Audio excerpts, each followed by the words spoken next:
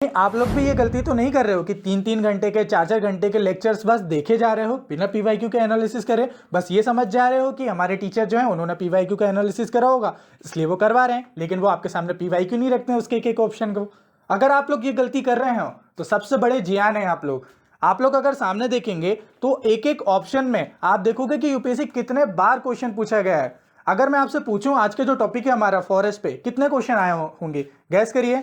आप गैस करोगे 5, 6, 10, 15 नहीं, 20 नहीं, 40 नहीं, टोटल 80 से ज्यादा क्वेश्चन आपके यूपीएससी के पीवाईक्यू में पूछे गए हैं, सिर्फ यूपीएससी नहीं अदर एग्जाम में।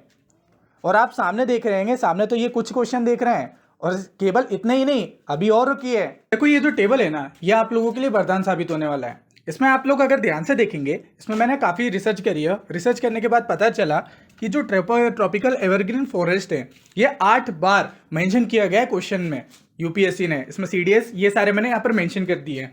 जो ट्रॉपिकल मोइस्ट डेसिडियस फॉरेस्ट है या उष्णकटिबंधीय अर्धपर्णपाती वन बोल सकते हो या पतझड़ वन बोल सकते हो इनको, तो 7 बार पूछा गया है इनको। और साथ ही साथ ट्रॉपिकल ड्राई डेसिडियस फॉरेस्ट जो है उनको 5 बार, थॉर्न जो फॉरेस्ट है 5 बार, मैंग्रोव फॉरेस्ट को 6 बार यूपीएससी ने पूछा गया है। और साथ ही साथ जो पर्वतीय वन है उनको 4 बार, अल्पाइन फॉरेस्ट जीरोफाइट और जो आपका चापेरल है 2 बार, और इसके बाद देखोगे टुंड्रा वेजिटेशन और टेगा फॉरेस्ट 2 बार, जो करेवाल सॉइल है वो भी 2 बार, और वेटलैंड जो है 3 बार, और इकोलॉजिकल सक्सेशन जो है 2 बार। वेटलैंड पे जो रामसर साइड है उस पर तो हर साल क्वेश्चन आ जाते हैं। यहाँ पर स्पेसिफिक जो उनकी कैरेक्टरिस्टिक है, फीचर्स होते हैं, उसके बारे में पूछा गया है। उसके बाद एक क्वेश्चन और फेवरेट होते हैं, वो होते हैं ट्री और उसके वेजिटेशन से।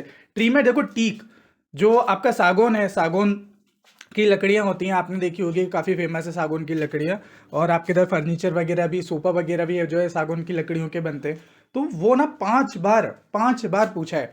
और साल का जो वृक्ष है, साल का जो ट्री है 4 बार, एबोनी 3 बार, रूसवुड यानी कि जो शीशम है 2 बार, देवदार 3 बार, जो पाइन है 3 बार, मैंग्रोव जो है वो 4 बार, सोला फॉरेस्ट जो है वो 2 बार। ऐसे जो है मैंने पूरी ये रिसर्च करके आपको यहाँ पर दिख रही होगी। तो आज हम लोग ना ये सारे पीवाईक्यू, जितने भी ये पीवाईक्यू हैं, ये पीवाईक्यू लगाने वाले हैं और एकदम शानदार तरीके से उनको डिटेल में हम लोग डिस्कस करेंगे।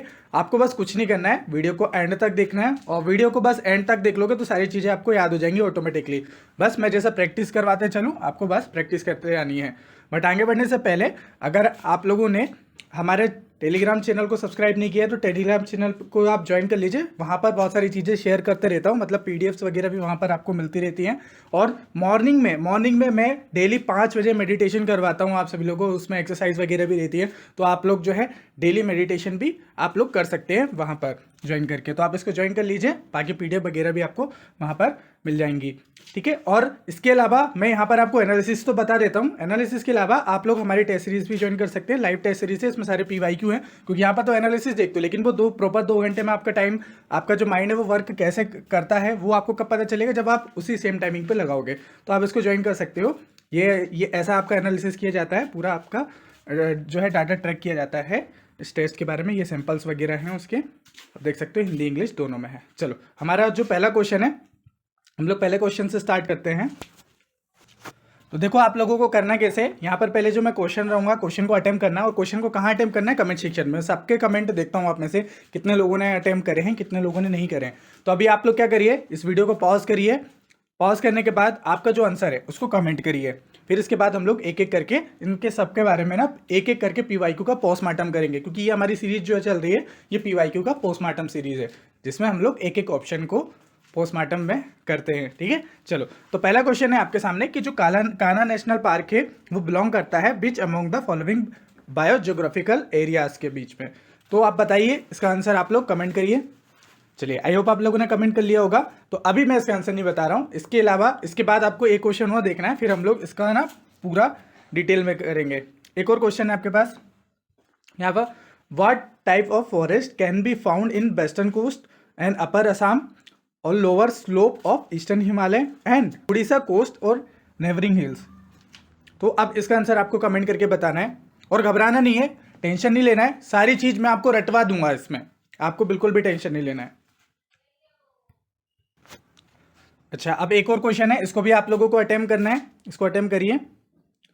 इसके बाद मैं इसलिए बता रहा हूँ क्योंकि यहाँ पर जो ऑप्शन यूज होने वाले हैं ना, मैं इसलिए भी बता रहा हूँ क्योंकि बार बार रिपीट हो रहा है।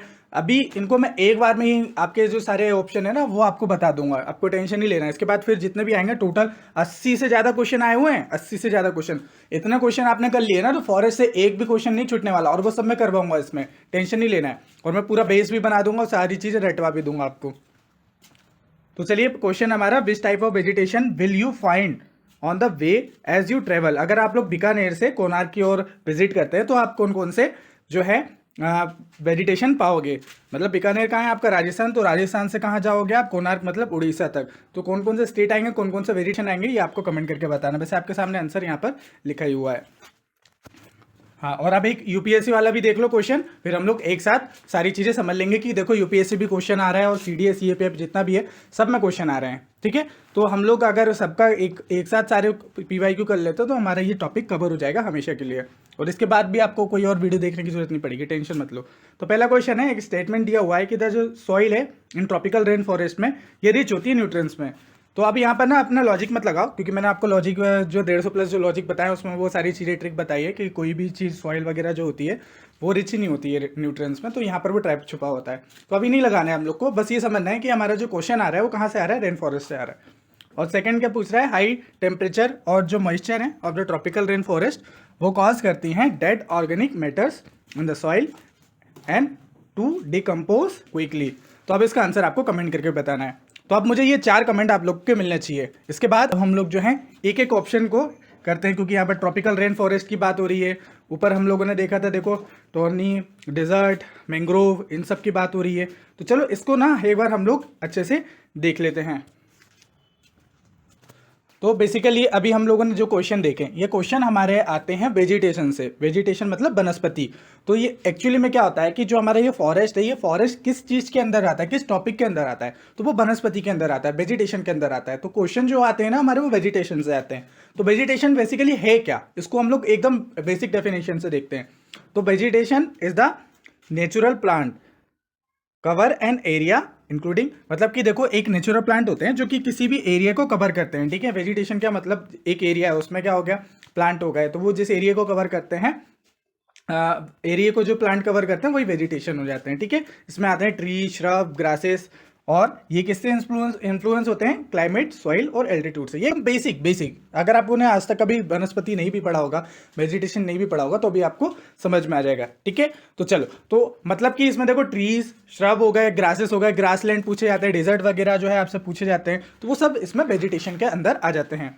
अब देखो ये जो वेजिटेशन होते हैं ये कितने प्रकार के होते हैं, नेचुरल वेजिटेशन होते हैं और मैनमेड वेजिटेशन होते हैं। इसमें फॉरेस्ट आते हैं, ग्रासलैंड आते हैं, श्रब आते हैं, आपके मैनमेड में आपके प्लांटेशन आ गया, एग्रो फॉरेस्ट्री आ जाएगा। और ये आपने देखा होगा कि ये सब यूपीएससी के फेवरेट है। यहाँ पर जो इवन आप एग्जाम्पल भी दिख रहे हैं ना, ये जो मैगोनी, एबोनी और ये साल वगैरह, पलाश, व्हील और जो थार डेजर्ट के कैक्टस और ये जो है खिजरी, ये सब ना क्वेश्चन आए हुए हैं, ये पीवाईक्यू में आए हुए क्वेश्चन है। ओके, यहाँ पर देखोगे टी, कॉफ़ी, ये सब फेवरेट होते हैं यूपीएससी के, ये भी क्वेश्चन आए हुए हैं। तो अब आप देखो कि वेजिटेशन हमारे लिए कितना इंपॉर्टेंट है। अगर आप लोगों ने पहले भी पीवाईक्यू कभी लगाए होंगे तो आप खुद बताना कमेंट करके, ये आए हुए हैं या नहीं आए हुए हैं। ये सब आए हुए हैं, अभी आपको पता चलेगा।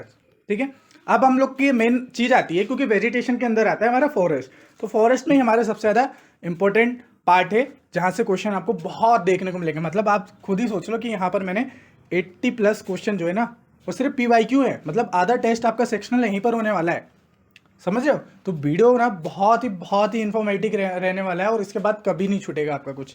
तो चलो क्लासिफिकेशन देखते हैं। अगर एडमिनिस्ट्रेटिव के बेसिस पे देखें तो जो है इसको 3 पार्ट में डिवाइड किया हुआ है, रिजर्व फॉरेस्ट, प्रोटेक्टेड फॉरेस्ट और जो होता है अनप्रोटेक्टेड फॉरेस्ट।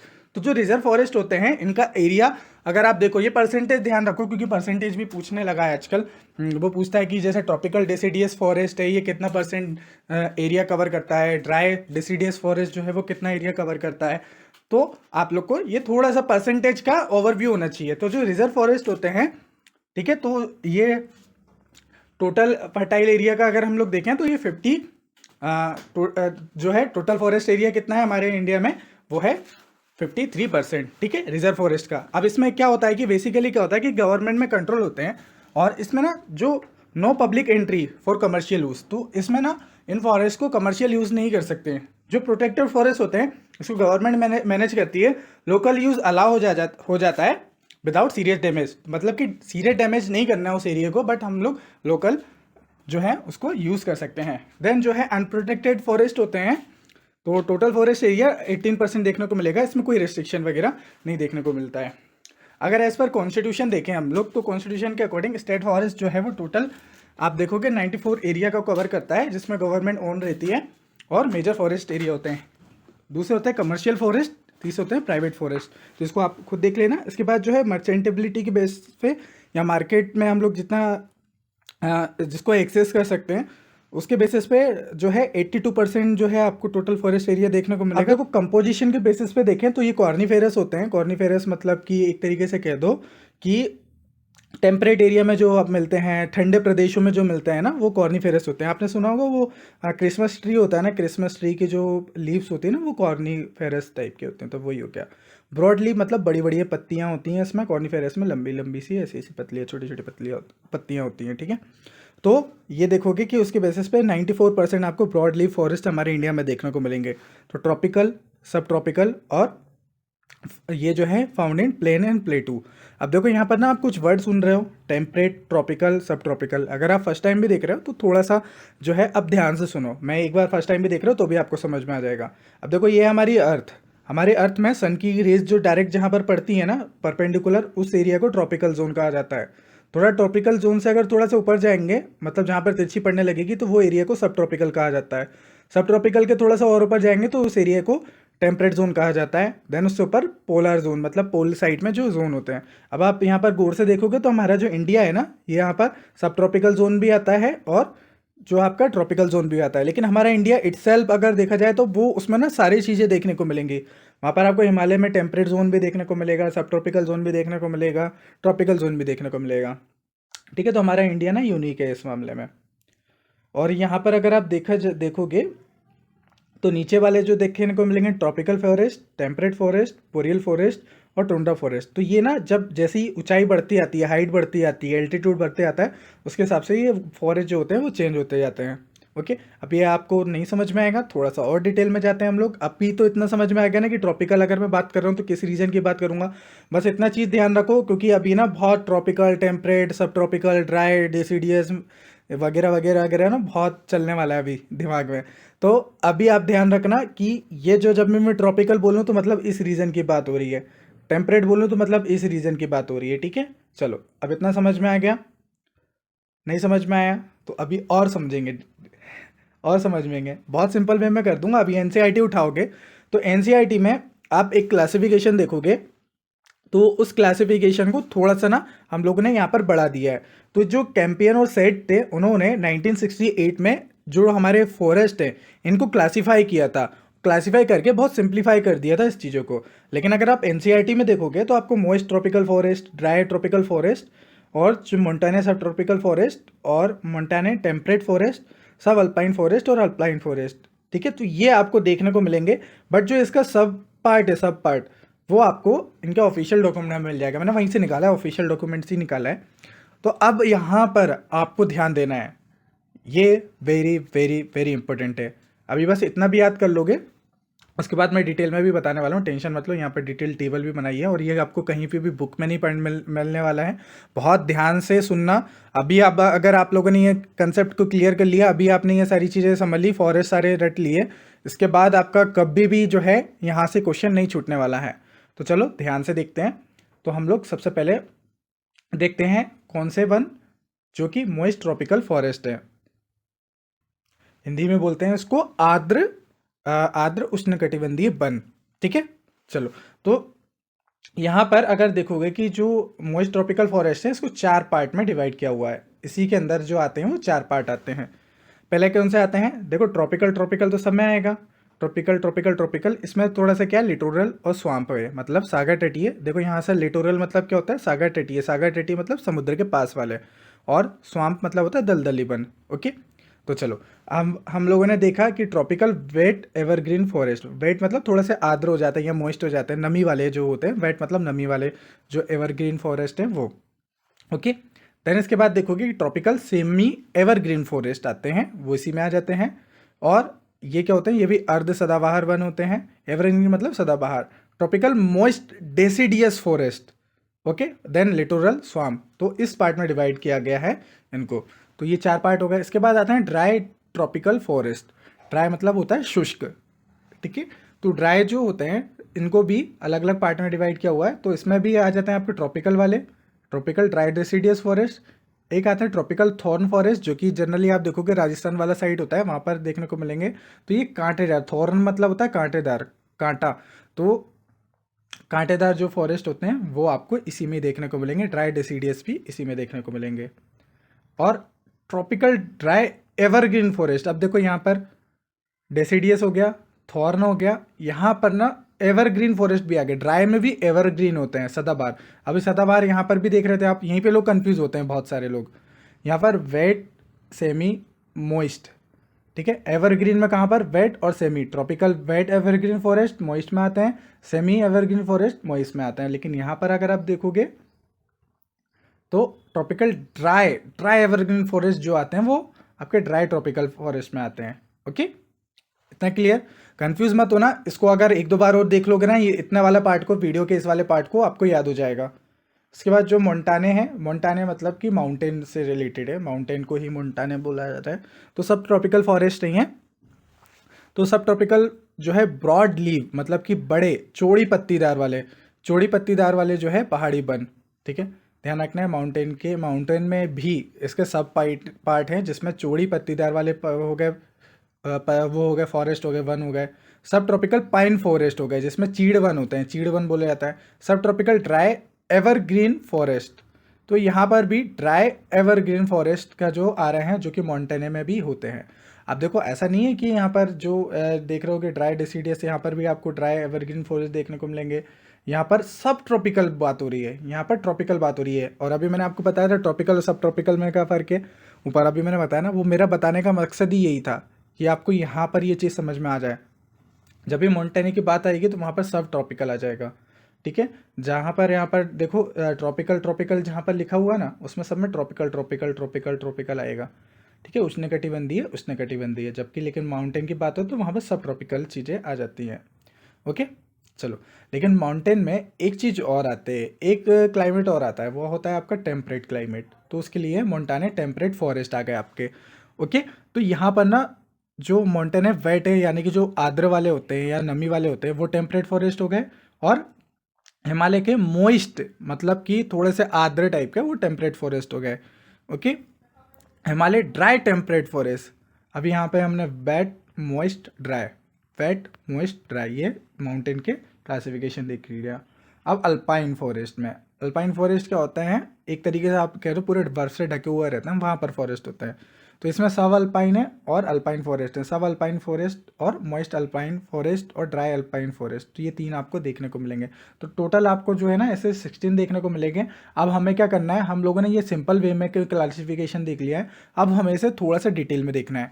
इससे पहले आप ये ऊपर देख लो, ये ऑफिशियल मैप है, गवर्नमेंट की ऑफिशियल वेबसाइट से निकाला है, क्योंकि मैं ट्राई करता हूँ कि जो भी मैप निकालूँ वो गवर्नमेंट ऑफिशियल से ही रहे तो ज़्यादा बेटर रहेगा, ओके। अब यहाँ पर देखो कि जब भी मैं बात करूँ, है ना, कोई भी एरिया की, तो आपके माइंड में ना ये मैप आना चाहिए। अब और थोड़ा सा अगर हम लोग ट्रॉपिकल सेमी एवरग्रीन देखेंगे तो यहाँ पर ये देखो, ये वाला जो कत्थई वाला पार्ट है, ये आपको ट्रॉपिकल सेमी एवरग्रीन में देखने को मिलेगा। ट्रॉपिकल मोइस्ट जो है, मोइस्ट डेसिडियस जो है, वो अगर आप देखोगे तो वो आपको इधर साइड देखने को मिलेंगे। देन आपको बस अभी क्या करो, वीडियो को पॉज करो, ठीक है। एक बार वीडियो को पॉज करके थोड़ी सी क्वालिटी बढ़ा लेना और इसको मैप को थोड़ी देर निहार लो, ठीक है। मैं वीडियो को बड़ा नहीं करना चाह रहा हूँ, इसलिए मैं जहाँ पर भी पॉज करने को बोलूँ आप खुद पढ़ लेना, क्योंकि अभी मैं जब टेबल में पढ़ाऊंगा तो टेबल में जब मैं बोलूँ आपको मोइस्ट डेसिडियस फॉरेस्ट के बारे में बात हो रही है, किस स्थान की बात हो रही है, तो ये मैप आपके माइंड में आना चाहिए। अब देखो बहुत ध्यान से देखना, ये टेबल आपको कहीं पर भी किसी भी बुक में भी नहीं मिलेगी, ठीक है, और किसी के नोट्स में भी नहीं मिलेगी। एक साइड मैंने यहाँ पर नाम लिखे हुए हैं, मतलब कि ग्रुप का नाम, जो फॉरेस्ट का ग्रुप का नाम है, देन फॉरेस्ट का टाइप लिखा हुआ है, देन उसके क्लाइमेट, किस क्लाइमेट में मिलती है वो, किस एरिया किस लोकेशन में मिलती है वो बताया हुआ है। देन उसके बाद उसकी क्या कैरेक्टरिस्टिक है और उसका कंजर्वेशन स्टेटस क्या है, ओके। यहाँ से क्वेश्चन आते हैं, ध्यान से देखना। सबसे पहला जो ग्रुप है हमारा मोस्ट ट्रॉपिकल फॉरेस्ट ग्रुप है। इसी को ही हम लोग जो है जनरली देखते हैं जनरल सेल्स में, जब आप एनसीईआरटी वगैरह में पढ़ोगे तो ये आपको देखने को मिलेगा। इसी का ही सब क्लासिफिकेशन आता है जिसमें ट्रॉपिकल वेट एवरग्रीन फॉरेस्ट आते हैं, जिसमें उष्णकटिबंधीय आर्द्र सदाबहार वन, वेट मतलब नमी होता है, नम इसको आर्द्र भी बोला जाता है हिंदी में, इसको देख लेना आप अपने हिसाब से। यहाँ पर क्या होता है कि आपको ना 250 सेंटीमीटर से ज़्यादा रेनफॉल देखने को मिलेगी। ओके, देन इसकी जो लोकेशन है वो आपको Western Ghat, North East India में और अंडमान निकोबार में देखने को मिलेगी। अब देखो ये कहाँ पर बात हो रही है, ट्रॉपिकल वेट एवरग्रीन के बारे में बात हो रही है ना। यहाँ पर थोड़ा सा देखते हुए चलना, ट्रॉपिकल वेट एवरग्रीन फॉरेस्ट, तो ये मैं कहाँ पर बोला, अंडमान निकोबार और आपका वेस्टर्न घाट वाला पार्ट रहेगा और नॉर्थ ईस्ट का कुछ पार्ट आपको देखने को मिलेगा इसमें।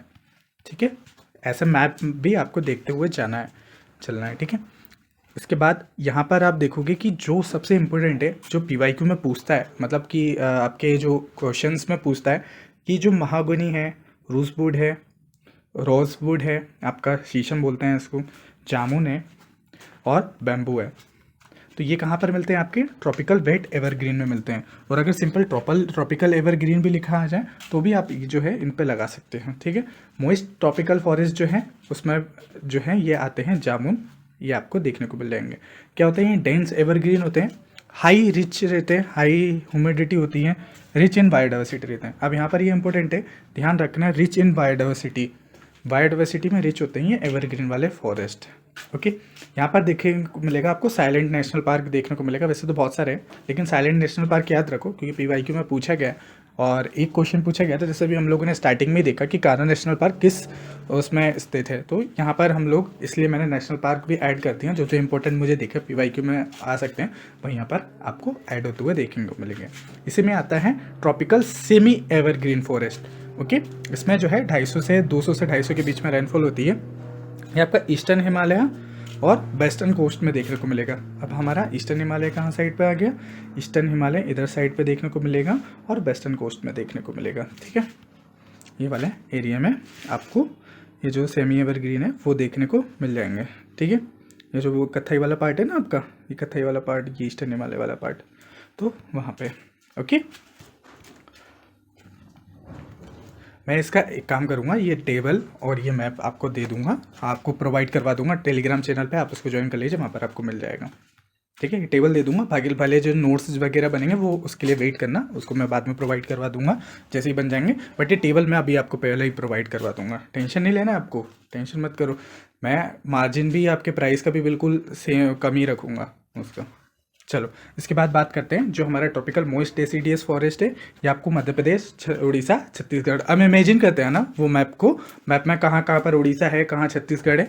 ओके, यहाँ पर जो मिलते हैं टीक, कितने बार पूछा है, सागौन जो रहता है साल, और जो आपका अमला है, जामुन है।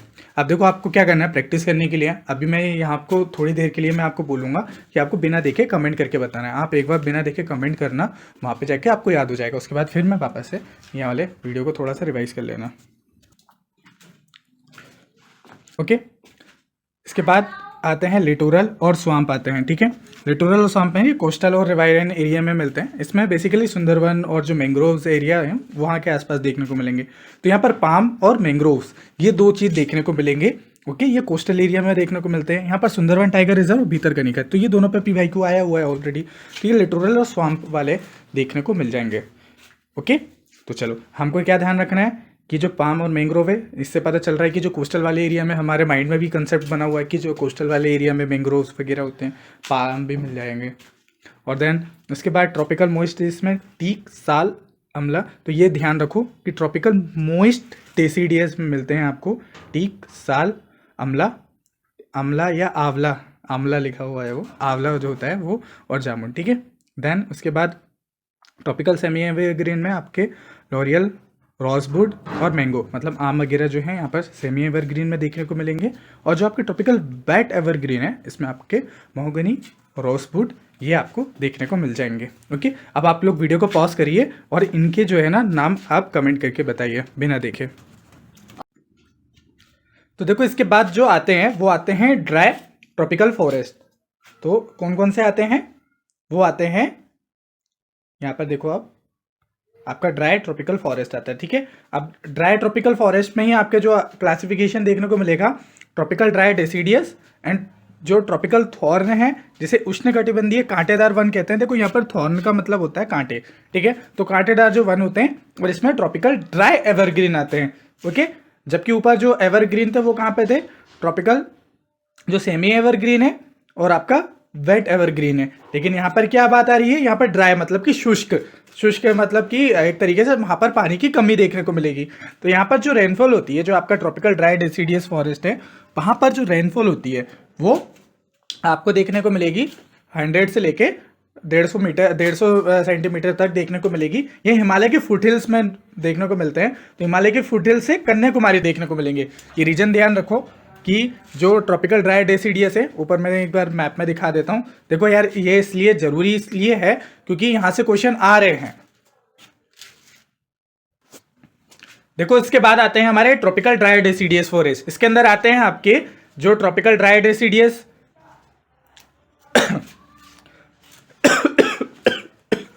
अब देखो इसके बाद आते हैं ड्राई ट्रॉपिकल फॉरेस्ट। तो इसके अंदर आपको क्लासिफिकेशन देखने को मिल जाएगा। ये 3 तरीके के जो वन है, tropical dry deciduous, tropical thorn और आपके जो ट्रॉपिकल ड्राई एवरग्रीन। ओके, तो ये तीनों इंपॉर्टेंट है, यहां से क्वेश्चन आते हैं आपके एग्जाम में। यहाँ पर देखो कि जो इनकी जो वर्षा होती है, यहाँ पर रेनफॉल होती है, वो 100 से लेके 150 सेंटीमीटर तक होती है और हिमालय के फुटहिल से कन्याकुमारी तक मिलते हैं। अब देखो मैप में, देखो आप मैप में आप जाओगे तो ये पिंक वाला एरिया ना, ट्रॉपिकल ड्राई डेसिडियस फॉरेस्ट, तो ये जो पिंक वाला है देखो, हिमालय के फुटहिल से यहाँ कन्याकुमारी तक, ठीक है, यहाँ कन्याकुमारी तक दिख रहे हैं। तो सबसे ज्यादा अगर आप देखोगे तो यही वाले फॉरेस्ट आपको देखने को मिलेंगे। तो ये जो है आप देखने को मिलेंगे आपको मैप में मैंने बता ही दिया है। अब इसके बाद आते हैं आपके ट्रॉपिकल थॉर्न। तो इसमें मतलब जो कांटेदार वृक्ष होते हैं, इसमें आपको बहुत कम जो है पानी देखने को मिलेगा। तो यहाँ पर आपको मैं बता देता हूँ मैप में, ट्रॉपिकल टोन जो आपका रेड कलर से हैं, तो रेड कलर से आपको देखो ये राजस्थान वाला प्लेस और जो इतना वाला एरिया दिख रहा है। तो कभी मैं ट्रॉपिकल थॉर्न बोलूँ, यहाँ से जो ज़ीरोफाइट वगैरह ये आपने अभी हमने देखा था ना, कितने बार पूछा गया, तो इंपॉर्टेंट है यहाँ से। तो इसके बारे में देख लेते हैं हम लोग। जो ट्रॉपिकल थॉर्न फॉरेस्ट होते हैं, पहले ऊपर वाला देख लो, जो ट्रॉपिकल ड्राई डेसिडियस फॉरेस्ट है, इसमें जो टीक है, रोजवुड और बैम्बू, देखो ऊपर वाले से ये थोड़ा सा मिलता जुलता है क्योंकि यहाँ पर देखने को मिल जाते हैं, क्योंकि वैसा इन्वायरमेंट थोड़ा सा मिलता है, क्योंकि ट्रॉपिकल वर्ड आ रहा है ना उसमें। तो मोस्टली जितने भी ट्रॉपिकल होंगे और कुछ सिमिलरिटी भी आपको देखने को मिलेगी। तो यहाँ की जो लीव्स होती हैं, पत्तियाँ होती हैं, वो शेडिंग होती है, ड्राई सीजन होता है और मिक्स्ड कैनोपी होती हैं, मतलब मिक्स टाइप की होती हैं। तो बहुत सारे नेशनल पार्क देखने को मिल जाएंगे। तो इतने एरिया में जितने भी नेशनल पार्क आते हैं वो आपको वैसे मैं अलग से नेशनल पार्क पे वीडियो बना दूंगा, सेपरेट बना दूंगा, और एनिमेशन वाली शॉर्ट वीडियो भी आ जाएंगी। ट्रॉपिकल थॉर्न में राजस्थान, गुजरात, महाराष्ट्र, ये ध्यान रखना है कौन कौन से राज्य आते हैं, राजस्थान, गुजरात, महाराष्ट्र। इसमें नीम, बबूल और कैक्टस, नीम, बबूल ध्यान रखो और मुंह से बोलते भी जाओ। क्या होगा कि आपकी जो लिसनिंग मेमोरी हो गई, आपकी वोकल मेमोरी हो गई, या एक कह लो आप पिक्टोग्राफिक मेमोरी हो गई, तो ये मैं आपको शेयर कर दूंगा, टेंशन नहीं लेना है इसका, ये मैं शेयर करने वाला हूँ, फ्री में शेयर करूँगा, इससे पैसे नहीं लूँगा। चलो, तो अब आपको रटना है, लेकिन रटने के लिए मैं आपको तभी दूंगा ये जब आप प्रैक्टिस करोगे। मैं देखना चाहूँगा अगर आप में से 10 लोग भी प्रैक्टिस कर लेते हैं ना, 10 लोग प्रॉपर तरीके से, इसमें मैंने जितने भी बताए हैं, तो मैं आपको शेयर कर दूंगा, ठीक है। चलो देखते हैं कितने लोग प्रैक्टिस करते हैं। अब देखो जो डेजर्ट नेशनल पार्क है वो आता है इसके अंदर, इसका ट्रॉपिकल ड्राई एवरग्रीन। इसमें आपके 100+ सेंटीमीटर जो है, 100 से कम या ज़्यादा सेंटीमीटर रेनफॉल होती है यहाँ पर। ये तमिलनाडु कोस्ट में आपको देखने को मिलेगा। ये जामुन, नीम और टर्माइन यानी कि इमली वगैरह के लिए फेमस है। इसके शॉर्ट ट्री होते हैं, छोटे छोटे होते हैं। ओके, सम एरिया जो है प्रोटेक्टेड देखने को मिलेंगे काफ़ी सारे। मोंटाने, तो जो मोंटाने होते हैं ये माउंटेन एरिया में होते हैं, ठीक है, माउंटेन एरिया में होते हैं। इसमें आते हैं आपके मोंटाने वेट टेम्परेट जो है 1। ओके, इसमें जो रेनफॉल होती है वो 150 से 300 सेंटीमीटर तक होती है। ओके, यहाँ का जो आपको देखने को मिलेगा वेट में, और यहाँ पर आपको जो एरिया देखने को मिलेगा वो है केरला, तमिलनाडु और ईस्टर्न हिमालय। ध्यान रखो, केरला, तमिलनाडु, ईस्टर्न हिमालय। अब आप जो इमेजिन कर रहे हो ना हिमालय के बारे में या जो माउंटेन के बारे में, तो वो हिमालय मोस्ट टेम्परेट जो है 1 है। है ना। तो यहाँ पर जो मोंटेने वाले हैं ये जो साउथ के और जो हमारे आप देखोगे नीलगिरी हिल्स है, वहाँ पे अन्नामुड़ी की पहाड़ियाँ वगैरह हैं, तो वो आ जाती हैं। लेकिन अगर हम लोग हिमालय मोस्ट टेम्परेट के बारे में बात करें तो ये जम्मू कश्मीर, हिमाचल प्रदेश और उत्तराखंड एरिया में देखने को मिलेंगे। यहाँ पर पाइन यानी कि चीड़, जो देवदार होते हैं, केदार बोल सकते हो इसको, देवदार और फर, ये आपको यहाँ पर देखने को मिलेंगे। इसमें ग्रेट हिमालय नेशनल पार्क आपका आता है। ओके, तो इसको मैप में देख लेते हैं अपन लोग एक बार। तो यहाँ पर कहाँ है आपका, ये है मोंटाने बेड टेम्परेट। तो यहाँ पर जो ब्लू वाला पार्ट है आपका, पर्पल वाला पार्ट आपको ये यहाँ पर दिख रहा है, यहाँ पर दिख रहा है पर्पल वाला पार्ट। ओके, और बाकी जो मैंने वो स्टेट बताए थे वहाँ पर आपको देखने को मिल जाएंगे। और जो हिमालय वाला पार्ट है, हिमालय में थोड़े से जो है पिंक देखने को मिलेंगे हिमालय वाले पार्ट में। यहाँ पर ये वाला, ये हिमालय वाला पार्ट, यहाँ पर आपको हिमालयन वो देखने को मिलेंगे, मोस्ट हिमालय मोस्ट आपके फॉरेस्ट। इसके बाद हिमालय ड्राई टेम्परेट भी होते हैं, वो टेम्परेट में आएंगे आपके, ठीक है। ये वाले इतने एरिया में आपको देखने को मिल जाएंगे। ओके, तो ये मैप वगैरह रहेगा, आप इसको रिवाइज कर लेना। आपको ये गूगल मैप, गूगल पे भी मिल जाएगा अगर डायरेक्ट भी सर्च करेंगे, बाकी मैं शेयर कर ही दूंगा उसको, ठीक है। इसके बाद आते हैं अल्पाइन फॉरेस्ट। अल्पाइन फॉरेस्ट में आपको 2 पार्ट में क्लासीफाई कर सकते हो या 3 पार्ट में कर सकते हो, सब अल्पाइन स्क्रब और मोइस्ट अल्पाइन स्क्रब और आपका ड्राई अल्पाइन स्क्रब, ठीक है। तो इसमें जो है इधर पे आपको अलग अलग इनकी बारिश वगैरह आपको देखने को मिलेगी, कितनी बारिश होती है यार, वहाँ पर स्नोफॉल वगैरह होती है, तो ये आप लोग देख सकते हो। ये वेस्टर्न हिमालय में, अरुणाचल प्रदेश में ये आपको देखने को मिलेंगे, और जम्मू कश्मीर और हिमाचल प्रदेश में ये आपको देखने को मिलेंगे। यहाँ पर इंपॉर्टेंट क्या है, आपको क्या ध्यान रखना है, यहाँ पर जो आपका रोडेंड्रन यानी कि जो आपका बुरांश है या ब्रिज, जो भोजपत्र होते हैं, या जूनिपर या धूप वृक्ष आपको देखने को मिलते हैं। ओके, सेम यहाँ पर भी देखने को मिलेंगे। यहाँ पर भी आपको जो पोटेंटिला है ये ध्यान रखना है। अब देखो ये क्या पूछ लेता है, क्वेश्चन कैसे पूछता है कि ये वृक्ष कौन से उसमें पाए जाते हैं, यहाँ से क्वेश्चन आता है। अब देखो यहाँ पर आपको नंदा देवी बायोस्फीयर रिजर्व देखने को मिलेगा, सब अल्पाइन स्क्रब में। या सिंपली ये आपसे पूछ लेना कि अल्पाइन फॉरेस्ट कौन से हैं, तो आपको में आ जाएंगे। अगर देखो इनमें से कोई भी आ जाए और वो पूछ ले कि अल्पाइन फॉरेस्ट कौन सा है, तो ये हैं आपके, ठीक है, गोविंद पशु विहार। ओके, तो अभी हम लोगों ने क्या क्या देख लिया। मैं देखो ये इंपॉर्टेंट टेबल इसलिए मैं बार बार फोकस कर रहा हूँ, भले थोड़ा सा टाइम लगे, लेकिन आपका क्वेश्चन गलत नहीं होना चाहिए। ओके, मैगोनी, रोजवुड और आपका बैम्बू जो है ये आपके मोइस्ट में आ जाएंगे। ओके, और ये आपके लॉरेल, मैंगो, टीक, साल, आंवला, जामुन और जो आपका पाम, मैंग्रोव्स, ये कब आ गए आपके ट्रॉपिकल वाले एरिया में आ गए, जिसमें जो मोइस्ट ट्रॉपिकल फॉरेस्ट होते हैं उसमें, उस ग्रुप में आते हैं। ड्राई ट्रॉपिकल फॉरेस्ट में आपके टीक भी आ जाता है, रोजवुड भी आ जाता है, इसमें कॉमन होते हैं दोनों में, और आपका बेम्बू। और लेकिन अगर दोनों आ जाए, ड्राई और वो दोनों आ जाए, तो आप मॉइस्ट वाले में लगाना, क्योंकि वहाँ पर ज़्यादा मात्रा में पाए जाते हैं, ठीक है। देन नीम, बबूल, कैक्टस, ये सब आपके ड्राई, मतलब आपको देखो इन सब पेड़ों को आपने देखा भी होगा, और ये जो है गर्म स्थान पे आपको ज़्यादा देखने को मिलते हैं।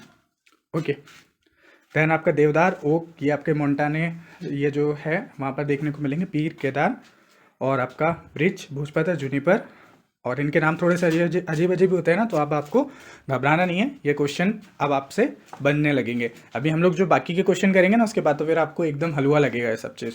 चलो, इसके बाद आपको और ध्यान रख लेना है कि अगर फॉरेस्ट की डेफिनेशन देखें तो कोई क्लियर डेफिनेशन नहीं है, ठीक है, कोई डेफिनेशन नहीं है इसकी। और कॉन्स्टिट्यूशन में देखें तो आपका जो 7 शेड्यूल है उसमें फॉरेस्ट जो है वो कंजर्वेशन कॉन्करेंट लिस्ट में है।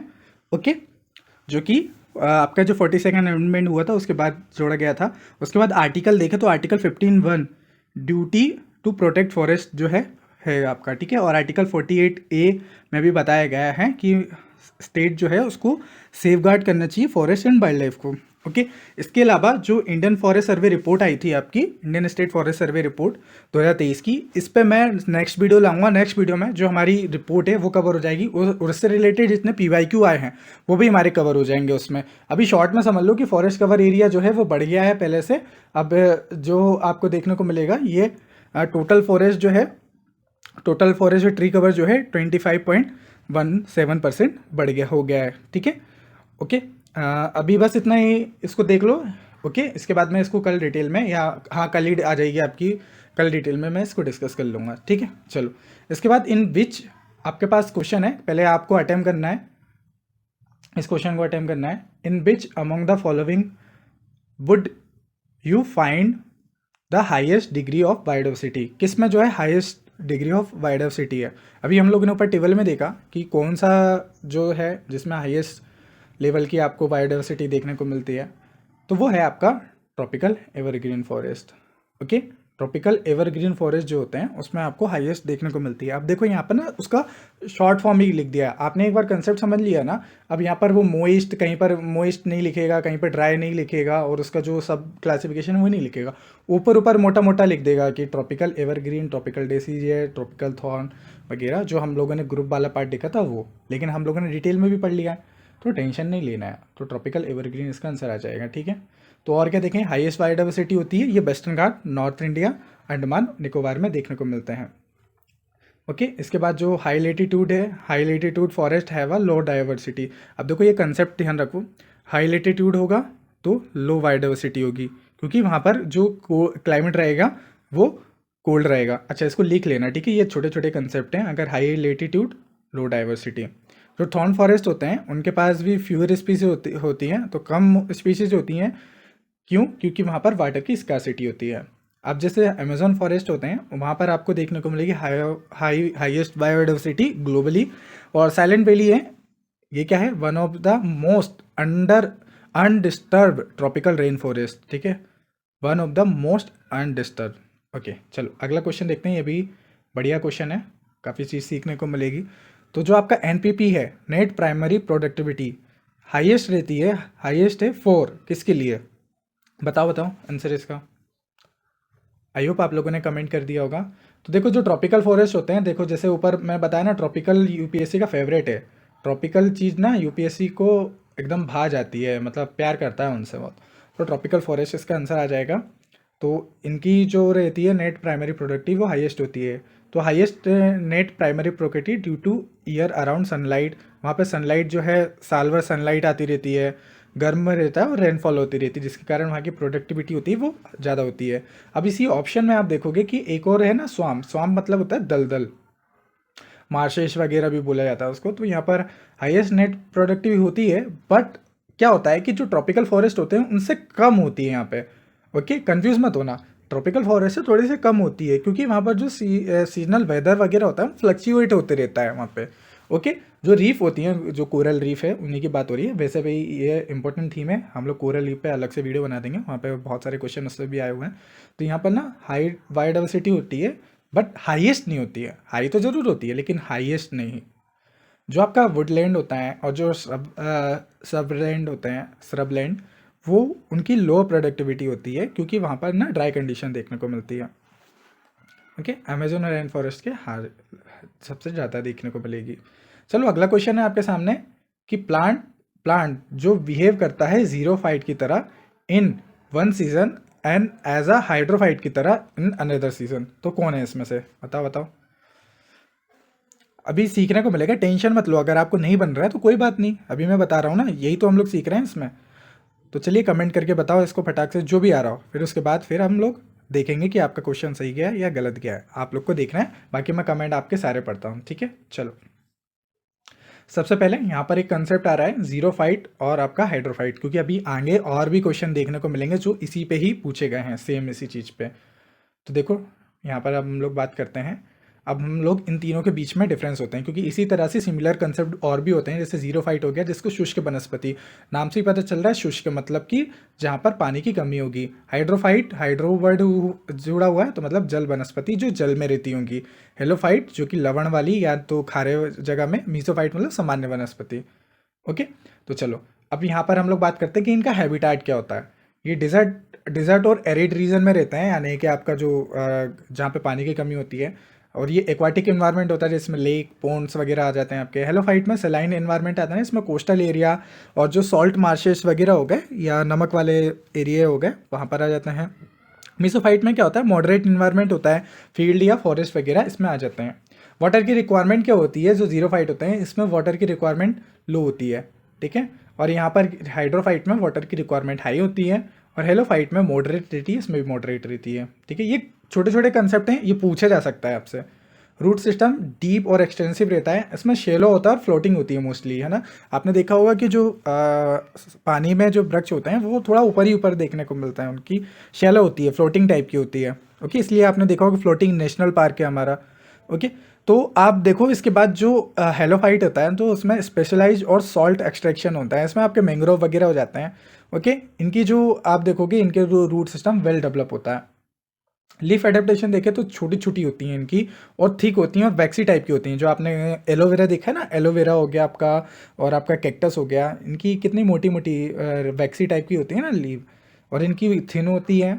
ओके, और वहीं अगर हम लोग बात करें, ये स्कल्टेंट होती हैं, सॉल्ट एक्सट्रैक्टिंग ग्लैंड होती हैं। एक बार आप देखना, सर्च करना गूगल पे कि जो आपका मैंग्रोव है, मैंग्रोव की लीव कैसे होती है। मैंग्रोव की लीव्स में सॉल्ट आप देखने को मिलेगा, आपको वाइट वाइट कलर के सॉल्ट लगे होते हैं। तो ये सॉल्ट एक्सक्रेटिंग जो है ग्लैंड देखने को मिलेंगे इसमें, और ये ब्रॉड होती हैं, थिन होती हैं और डक्टाइल होती हैं।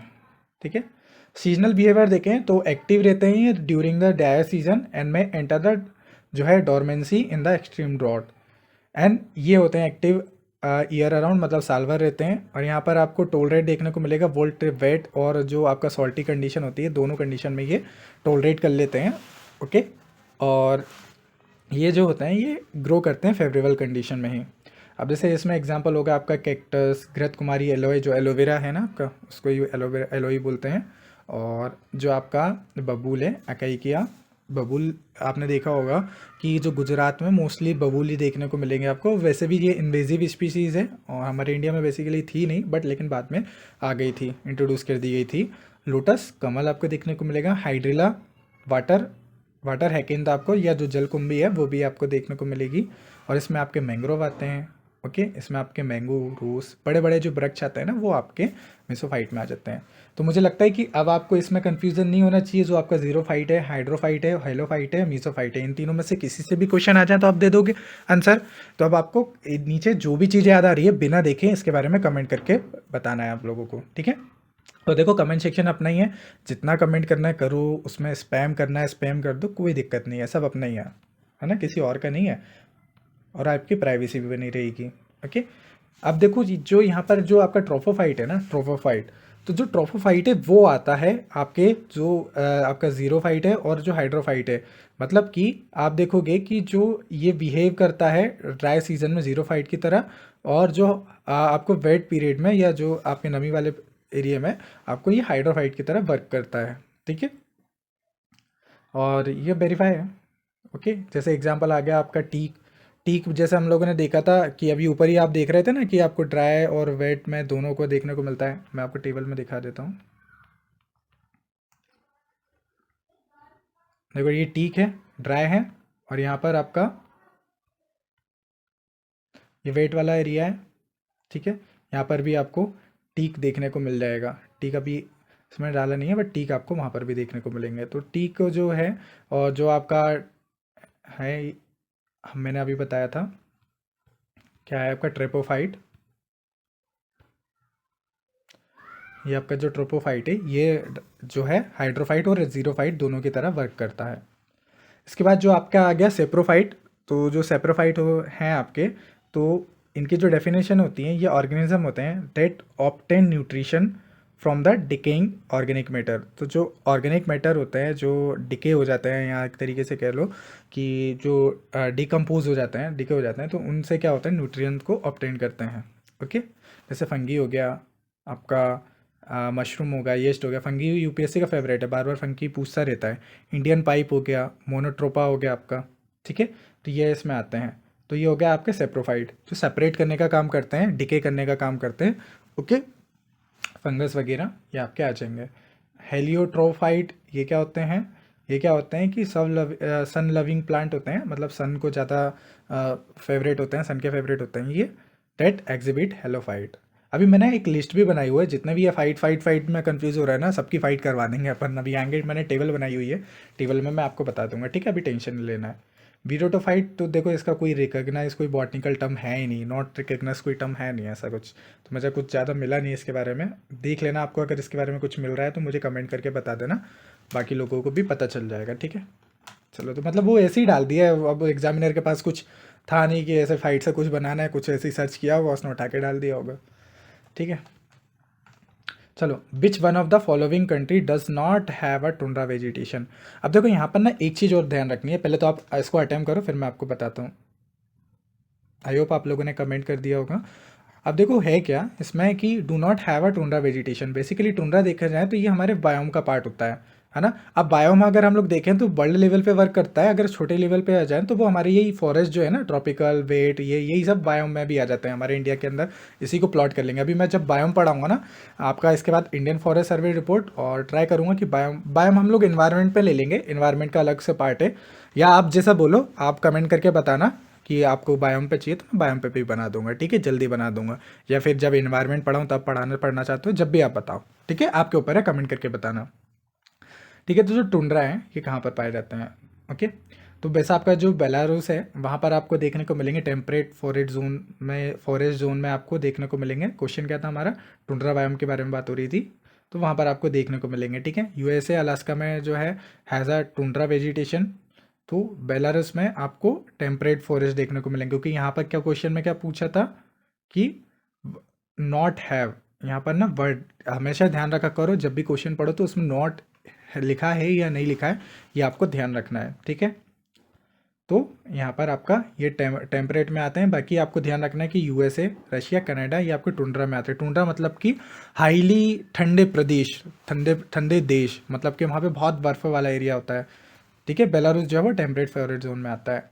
Tundra is the coldest biome on the earth. ठीक है, लिखा है ना कोल्डेस्ट है, विथ परमाफ्रोस्ट लेयर देखने को मिलेंगी, बर्फ जमी रहती है वहाँ पे। चलो अगला क्वेश्चन है आपका, जो आपका स्प्रूस है और जो देवदार है are the tree varieties of. अभी मैंने ऊपर बताया था, हम लोगों ने इसको पढ़ाया ना, तो किसकी वेराइटी है कमेंट सेक्शन में बताओ।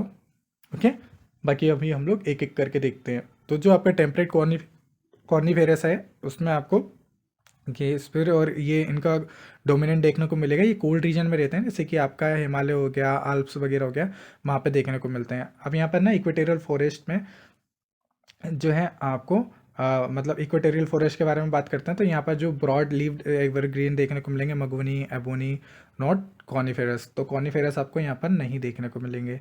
ठीक है, क्योंकि हम लोगों ने देखा है कि जो ये स्पर्स और देवदार होते हैं ये कॉनिफेरस होते हैं। ओके, चलो इसके बाद जो मानसून और डिसिडियस में फॉरेस्ट देखने को मिलता है उसमें टी, साग और बेम्बू। ठीक है, अभी मैंने ऊपर पढ़ाया, ऊपर पढ़ाने के बाद भी अगर आपका एक गलत जा रहा है तो फिर आपने अच्छे से नहीं पढ़ा है। ठीक है, उसको रिवाइज करना, मैं वो टेबल आपको शेयर कर दूंगा, जितने बार रिवाइज कर लो उसको साइड सामने लगा लो, बट उसको रिवाइज करते जाना। ठीक है, इसको मैं और अपडेट कर दूंगा। ओके, चलो इसका तो आंसर आपको पता ही चल गया कि जीरोफाइट क्या है, हॉट एंड एरिड कंडीशन में पाए जाते हैं। तो जीरोफाइट मैं ऊपर बता ही चुका था, तो इसमें यहाँ पर बताने की ज़्यादा है ज़रूरत है नहीं। तो जीरोफाइट क्या होता है, जहाँ पर हॉट और एरिड कंडीशन होती है। ठीक है, और जो कोल्ड और वेट कंडीशन होती है वहाँ पर क्या मिलते हैं आपको, favour mosses, fern, orchid. Okay, वहाँ देखने को मिलते हैं, लेकिन ये जीरोफाइट आपको नहीं देखने को मिलते हैं। तो जो जीरोफाइट है, स्टोर वाटर इन लीव्स, तो वहाँ की जो वाटर लीव्स होती हैं या पत्तियाँ होती हैं वहाँ पर आपको पानी स्टोर होता हुआ देखने को मिलता है, और डीप रूट भी देखने को मिलते हैं यहाँ पर आपको, जो आपका बबूल है और प्रोसिपस है। अच्छा, आपको बताना है प्रोसिपस को जोलीफेरा एक है, जो क्वेश्चन पूछा भी गया है यूपीएससी ने, तो ये कहाँ पर पाया जाता है और इसका नाम क्या है, कमेंट सेक्शन में बताना है। मतलब इसको कॉमन लैंग्वेज में हम लोग क्या बोलते हैं, कॉमन। चलो अगला क्वेश्चन है, इंपॉर्टेंट है, कि which type of vegetation will you find on the as you travel a Bikaner to Konark. Bikaner से आप कोणार्क तक विजिट करोगे तो कौन सी पाई जाएगी, शायद यही अभी हम लोगों ने ऊपर भी देखा था। ओके, तो इसका आंसर अब आप बता सकते हो शायद, क्योंकि अभी आपने हम मैप देख लिया, तो अब मैं आपसे एक्सपेक्ट करूँगा तो थोड़ा सा आप ट्राई करो इनको अटेम्प्ट करने का। ओके, आई होप आप लोगों ने बता दिया होगा। वैसे हमारा इसका जो आंसर देखने को मिलेगा, क्योंकि हमारा जो बीकानेर है वो राजस्थान में है, और देन उड़ीसा में आपको कोणार्क देखने को मिलेगा। तो राजस्थान हमारा डिजर्ट एरिया है, मध्य प्रदेश आपका थॉर्न फॉरेस्ट देखने को मिलेगा, उड़ीसा आपका मोस्ट डेसिडियस फॉरेस्ट है। ठीक है, बस इतना ही जानना है, क्योंकि हम लोग डिटेलिंग ऑलरेडी कर चुके हैं। विच one of the following is the most important stage in the process of ecological succession. अब इसको ध्यान से देखो, यहाँ पर आपका नया कंसेप्ट आ रहा है, इस कंसेप्ट से 2-3 क्वेश्चन तो आए हुए हैं। ठीक है, और भी आते रहते हैं। यहाँ पर आपको देखने को मिलेगा कि कौन सा एक मोस्ट इम्पोर्टेंट स्टेज है in the process of ecological succession. तो कमेंट सेक्शन में आप कमेंट करके बताओ। ओके, चलो, तो आई होप आप लोगों ने कमेंट कर लिया होगा। अब हम लोग ना यहाँ पर हमारा एक कंसेप्ट निकल कर आ जाता है इकोलॉजिकल सक्सेशन। अब ध्यान से सुनना, एक बार में इसको क्लियर कर लेना। वैसे मैं इन्वायरमेंट में इसको पढ़ाऊंगा डिटेल में, अभी बस शॉर्ट में समझ लो, शॉर्ट में मैं आपको चीज़ें समझा देता हूँ। देखो, इकोलॉजिकल सक्सेशन होता क्या है? पारिस्थितिकी उत्तराधिकार आप बोल दो, या जो भी इसको हिंदी में करता है, मैंने ट्रांसलेट करा है गूगल ट्रांसलेट से, मुझे जो इसका हिंदी वर्ड मिला है। बाकी आप लोग देख लेना, आप लोग बताना कोई हिंदी मीडियम का हो तो उसमें इसका एग्जैक्टली सक्सेशन को क्या बोलते हैं। उत्तराधिकार जो है मुझे पता मिला है जो। तो जो इकोलॉजिकल सक्सेशन होता है is the gradual process of change, मतलब कि ग्रेजुअल प्रोसेस है चेंज का, ठीक है, in the structure of composition of ecosystem over the time and leading a stable climate community. तो एक तरीके से क्या करता है कि क्लाइमेट कम्युनिटी को ये लीड करता है। अब देखो, ये वाला मैप आपको ऑफिशियल जगह पे देखने को मिल जाएगा। तो सबसे पहले होता है क्या है कि प्राइमरी सक्सेशन होता है। प्राइमरी सक्सेशन में पहले एक ऐसे पत्थर के पूरे चीज़ें होता है, फिर पत्थर धीरे धीरे धीरे धीरे धीरे धीरे क्या होता है, टूटते हैं। तो ये पत्थर में जो स्पीशीज़ बनती हैं उनको पायनरी स्पीशीज़ कहा जाता है। ओके, वहाँ पर आपको जनरली लाइकन देखने को मिलता है, लाइकन बन जाते हैं। ओके, लाइकन यूपीएससी का फेवरेट है, बार बार पूछता है। देन यहाँ पर आपको छोटे छोटे प्लांट देखने को मिलेंगे। देन धीरे धीरे आगे बढ़ोगे तो कई सालों लगेंगे, जो है आपको 100 सालों लगेंगे। फिर उसके बीच में जो स्पीसीज आती हैं, इंटरमीडिएट स्पीसीज आती हैं, क्या होता है कि ये जो घास फूस होते हैं ये थोड़े से बढ़ने लगते हैं, ठीक है, तो थोड़े से श्रब वगैरह बढ़ जाते हैं। फिर जब ये ना बहुत बड़े बड़े हो जाते हैं तो फिर उसकी कम्युनिटी जो बोला जाता है उसको क्लाइमेक्स कम्युनिटी कहा जाता है, ठीक है। तो ये तो एक जनरल इंट्रोडक्शन ले लिया। अब थोड़ा सा ना हम लोग और अंदर जाते हैं, थोड़ा सा डीप जाते हैं। अब यहाँ पर टाइप ऑफ इकोलॉजिकल सक्सेशन देखते हैं कि इकोलॉजिकल सक्सेशन कितने प्रकार के होते हैं। अब देखो, जो प्राइमरी सक्सेशन होता है इसमें क्या होता है कि जो बंजर भूमि बनी रहती है, एक बैरन लैंड होती है। बैरन लैंड मतलब होता है बंजर भूमि, ठीक है। तो वो होती है, वहाँ पर कोई भी आपको लाइफ वगैरह देखने को मिलेगी, जैसे वॉल्केनिक आइसलैंड और ग्लेशियर रिट्रीट देखने को मिलते हैं। सेकेंडरी सक्सेशन में क्या होता है कि जो प्रीवियस इनहेबिटेट होते हैं, जो पहले से विकसित भूमि होती हैं, वो डेवलप होने शुरू हो जाती हैं। इसमें फॉरेस्ट की जो है रीग्रोथ होती है after the wild fire. Okay, जो वाइल्ड फायर हो जाती है, या मान लो कोई आग लग गई किसी भी फॉरेस्ट में वो फॉरेस्ट तो ख़त्म हो गया, वो जो फॉरेस्ट है वो तो ख़त्म हो गया। तो उसके बाद क्या होता है कि धीरे धीरे धीरे ग्रोथ स्टार्ट होना शुरू हो जाती है। और इसके बाद होता है ऑटोजेनिक सक्सेशन। तो ऑटोजेनिक सक्सेशन में क्या होता है कि जो ऑर्गेनिज्म है वो क्या होता है, मॉडिफाई करते हैं टू इन्वायरमेंट को, मतलब जीव अपने पर्यावरण को बदलते हैं यहाँ पर। जैसे कि लाइकन हो गया, लाइकन क्या होता है कि वो प्रिपेयर करती है फिर सॉइल को फॉर प्लांट के लिए। ओके, देन इसके बाद एलोजेनिक होते हैं। एलोजेनिक सेंसेशन, ध्यान रखना ये क्वेश्चन PYQ में आए हुए हैं। एलोजेनिक जो होता है आपका, और ऑटोजेनिक होता है। क्योंकि अभी मैं एनवायरनमेंट नहीं पढ़ा रहा हूँ, क्योंकि ये एनवायरनमेंट में हम लोग डिटेल में पढ़ते हैं, बट आपको थोड़ा सा आइडिया होना चाहिए। क्योंकि अभी हमारा जो क्वेश्चन आएगा ना, जैसे PYQ को हम लोग पोस्टमार्टम कर रहे हैं ना, तो यही तो पोस्टमार्टम है अच्छे से, ठीक है। तो एलोजेनिक जो सक्सेशन होता है ड्रिवन बाय एक्सटर्नल फैक्टर जो क्लाइमेट चेंज वगैरह हो गए, जो फ्लड वगैरह हो गए उसमें। तो एलोजेनिक मतलब परजनित उत्तराधिकारी, ठीक है, परजनित। और जो ऑटोजेनिक मतलब स्वजनित, खुद से जो हो जाते हैं, इसमें लाइकन का मेन रोल होता है। और जो एलोजेनिक होते हैं उसमें क्या होता है कि एक्सटर्नल फैक्टर के द्वारा लीड किया जाता है। प्रोग्रेसिव सक्सेशन में क्या होता है कि प्रगतिशील उत्तराधिकार होता है, इसमें लीड टू हायर बायोडाइवर्सिटी, ये हायर बायोडाइवर्सिटी तक लीड करते हैं। इसमें ग्रासलैंड टू फॉरेस्ट तक की पूरी प्रोसेस होती है। रेट्रोजेनिक सक्सेशन में क्या होता है कि इसमें इकोसिस्टम जो है डिग्रेड्स हो जाते हैं, पारिस्थितिक तंत्र का क्षय हो जाना शुरू हो जाता है। मतलब कि क्या हो जाता है कि डिफॉरेस्टेशन होने लग जाता है। अब फॉरेस्ट बन गया, हम लोगों ने फॉरेस्ट बना दिया, फॉरेस्ट बनने के बाद क्या होगा, डिफॉरेस्टेशन होगा, देन फिर वो वापस से डिजर्ट में बन जाएगा। तो ये एक साइकिल की तरह चलते रहता है। तो ये क्या थी ये हमारे टाइप थे इकोलॉजिकल सक्सेशन के। अब हम बात करते हैं स्टेजेस इकोलॉजिकल सक्सेशन की।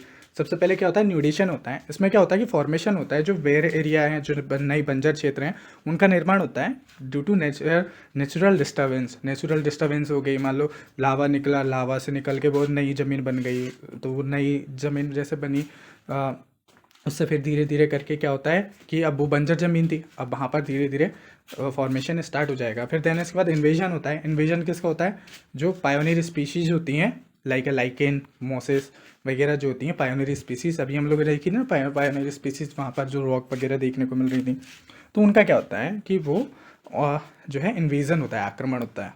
इसके बाद आता है रिएक्शन। तो इन्वेजन के बाद क्या होता है, रिएक्शन होता है। तो रिएक्शन जो होता है ना, यही सबसे इंपॉर्टेंट होता है। इसमें जो ऑर्गेनिज्म होते हैं वो मॉडिफाई करते हैं इन्वायरमेंट को। ओके, जो जीव है वो पर्यावरण को बदलते हैं फॉर सक्सेशन। तो रिएक्शन मोस्ट इंपॉर्टेंट है, यही तो क्वेश्चन में पूछा गया है। पहुंच गए हम लोग यहाँ तक, क्वेश्चन तक। अब आप बताओ कि एक कॉन्सेप्ट को समझने के लिए, ये रिएक्शन को समझने के लिए हम लोग को वो पूरी स्टेजेस समझनी पड़ती हैं, इंपॉर्टेंट स्टेजेस, तब आप लोग इसका आंसर दे पाओगे रिएक्शन। ओके, मोस्टली लोग, मुझे मालूम है आप में से लगाया होगा, आप लोगों ने क्लाइमेक्स लगाया होगा। ओके, लेकिन आंसर इसका रिएक्शन है। तो रिएक्शन है। तो अब मान लो कि अब हमने पोस्टमार्टम कर लिया, अब ये स्टेजेस के बारे में पूछ लिया, अब वो चाहे तो इस पर भी पूछ सकता है, ये भी पूछ सकता है, ये भी पूछ सकता है, हमने तो पढ़ लिया।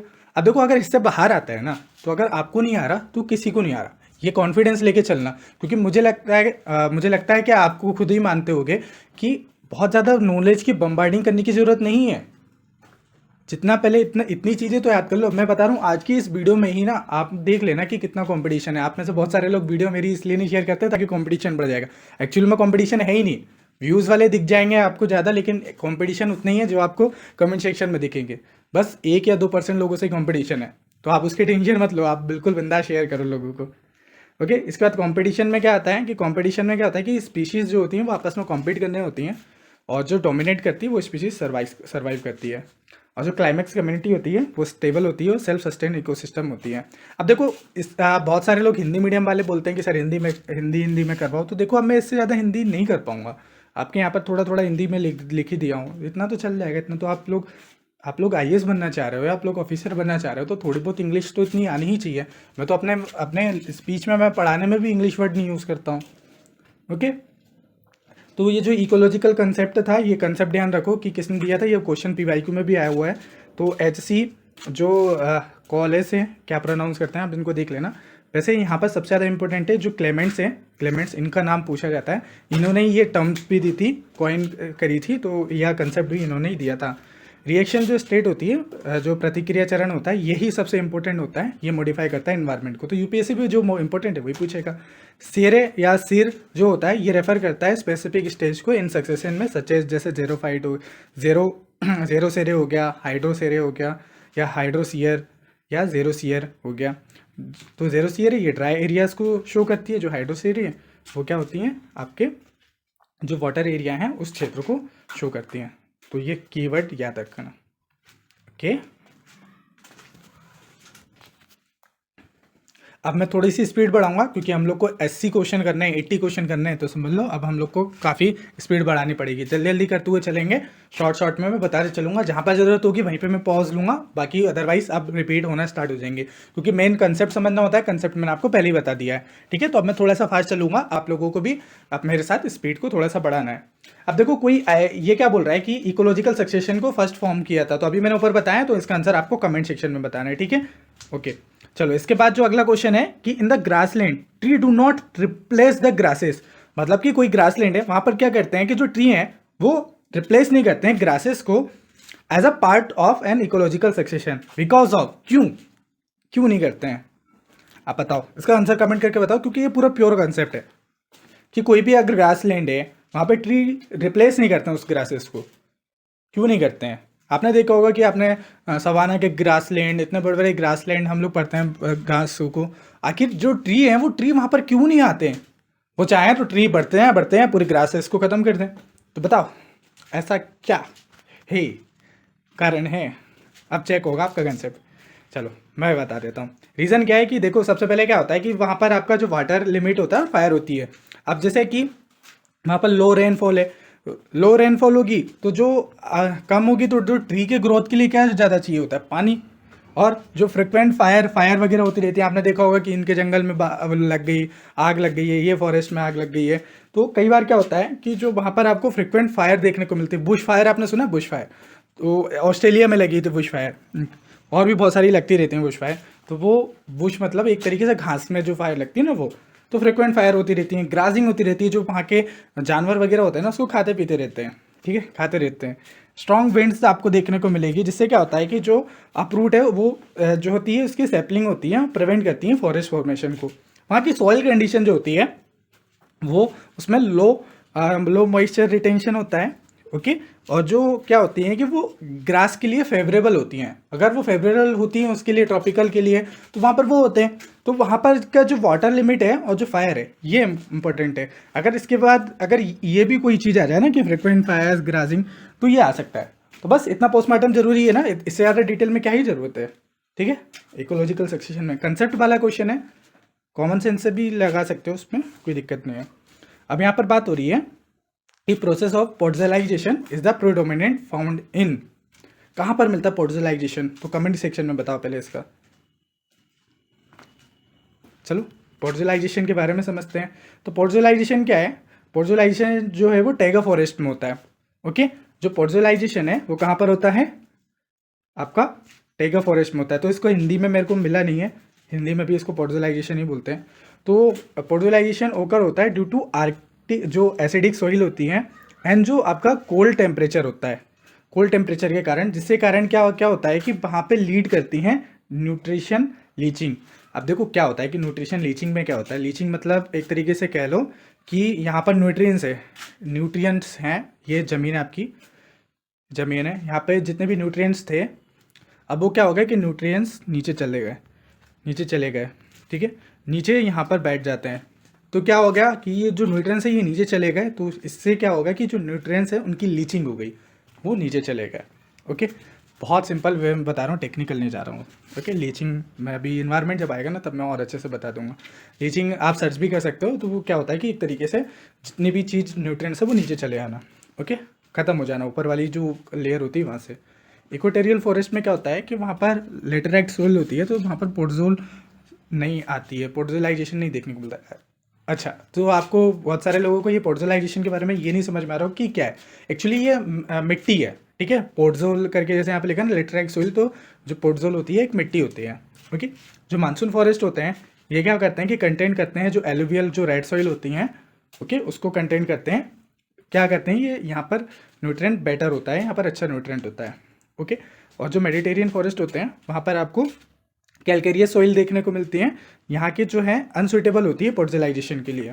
ओके, तो हमारे पास फैक्टर क्या ध्यान रखना है कि जो टैगा है is the largest biome on the earth and found in Russia, Canada and Scandinavia. इसके बाद मैं आप बता देना कि इंडियन फॉरेस्ट रिपोर्ट पे लाऊँ या बायोम पे लाऊँ, या बायोम पे आप अगर चाहते हो कि इन्वायरमेंट के साथ चाहते हो तब आप बता देना, जो भी आपको बोलोगे आप कमेंट करके बताना, ठीक है। चलो, तो यहाँ पर हम लोग बायोम का अलग से पढ़ेंगे, तो आपको अभी घबराना नहीं है, अभी मैं कुछ क्वेश्चन में जल्दी जल्दी जाऊँगा, ठीक है। Which one of the following group of the city does not have the आपका sclerophyll as its natural vegetation cover. तो किस में जो है आपको स्क्लेरोफिल वनस्पति का आवरण नहीं है, तो कमेंट करके बताओ।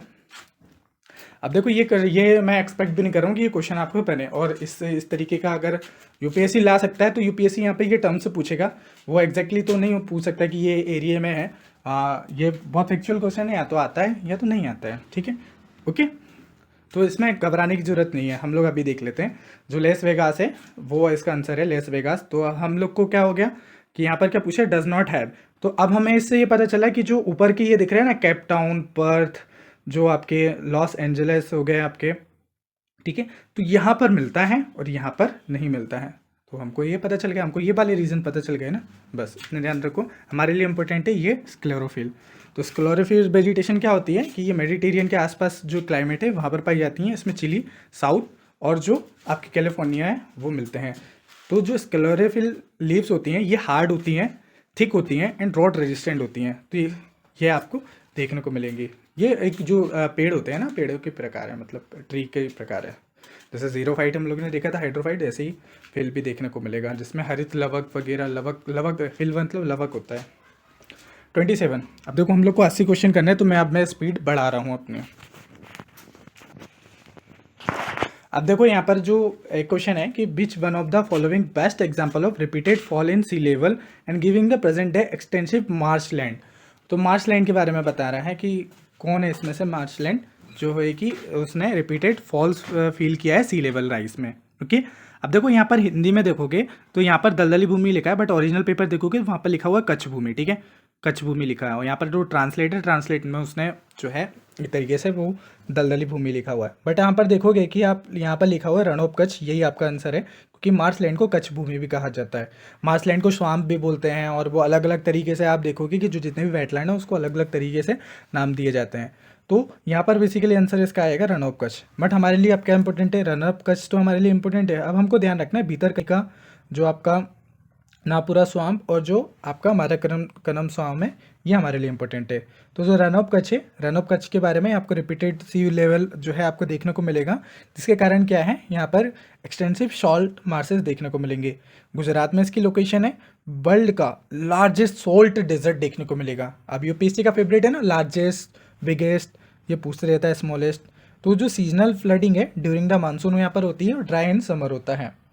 भितरकनिका के बारे में ध्यान रखना है कि यहाँ पर जो है टाइड्स वगैरह आते रहते हैं, और यहाँ पर जो है सी लेवल का रिकर्शन नहीं होता है।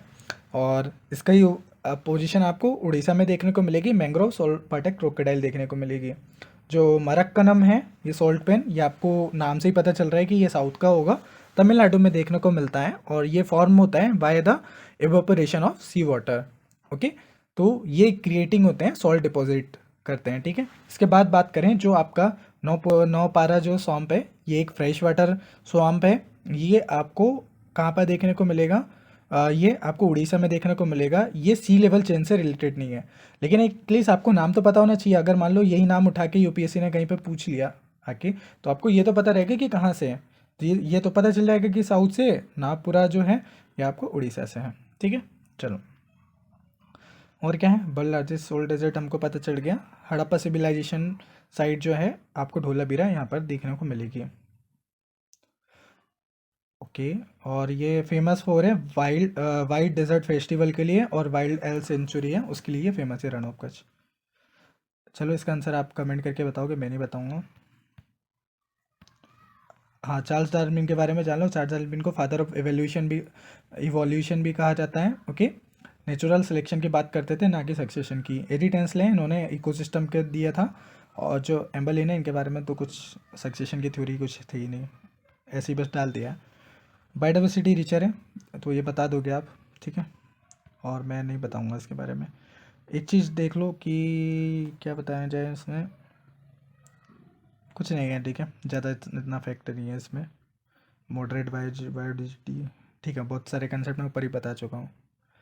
Type of forest cover are the largest area in India, India में किसके लार्जेस्ट हैं। अब देखो यहाँ पर ना आपको फैक्टर जानने को मिलेगा। ओके, तो पहले बताओ फिर मैं बताता हूँ इसके बारे में, ठीक है, कमेंट सेक्शन में बताओ। चलिए, तो हमारे जो ट्रॉपिकल मोस्ट डेसिडियस है, यहाँ पर आपको सबसे ज़्यादा देखने को मिलेंगे लार्जेस्ट। अगर आप अभी मैप में भी देखेंगे तो वो सबसे ज़्यादा आपको यही फॉरेस्ट देखने को मिलेंगे। तो आपको ध्यान रखना है कि जो ट्रॉपिकल मोइस्ट हैं वो सबसे ज़्यादा हैं, उसके बाद ट्रॉपिकल ड्राई डेसिडियस जो है वो सेकेंड लार्जेस्ट देखने को मिलेंगे।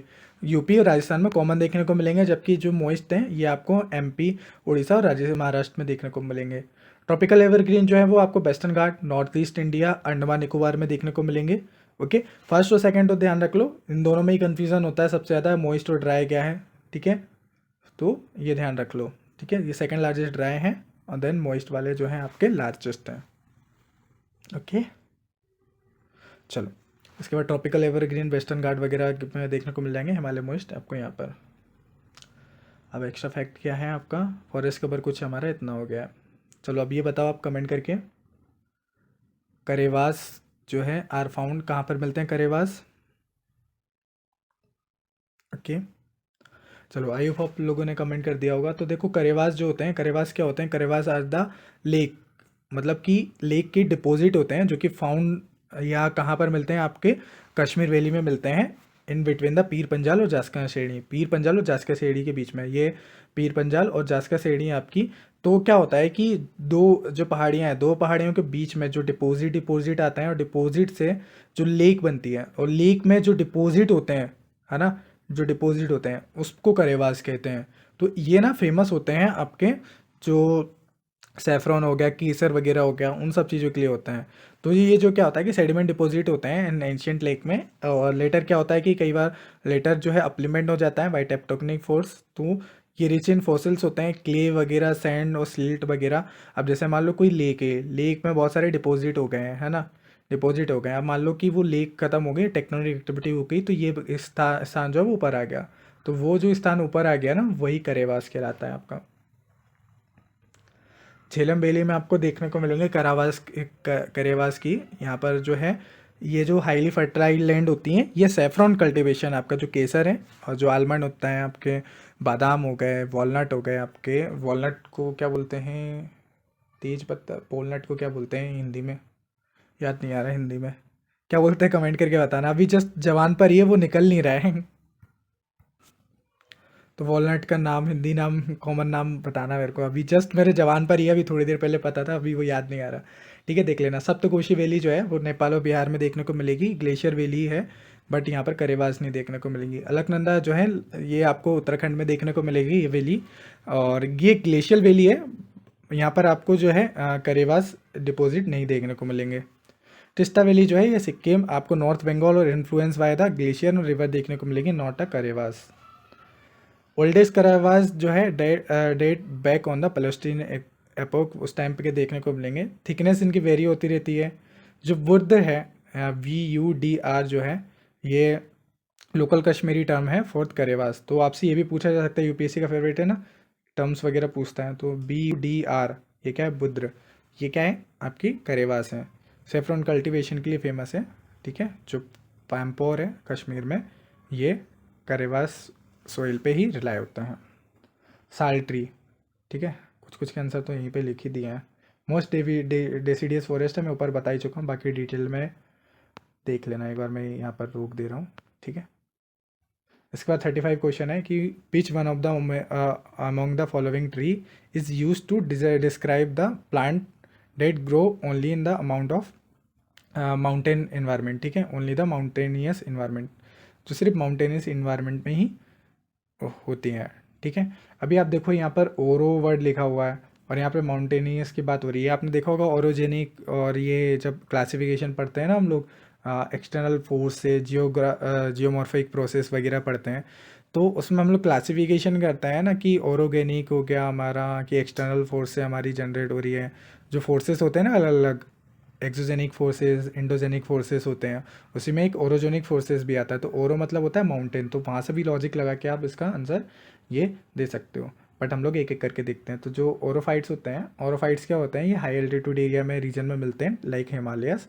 तो यहाँ पे जो आपको रोडोडेंड्रम जो होते हैं वो देखने को मिलते हैं।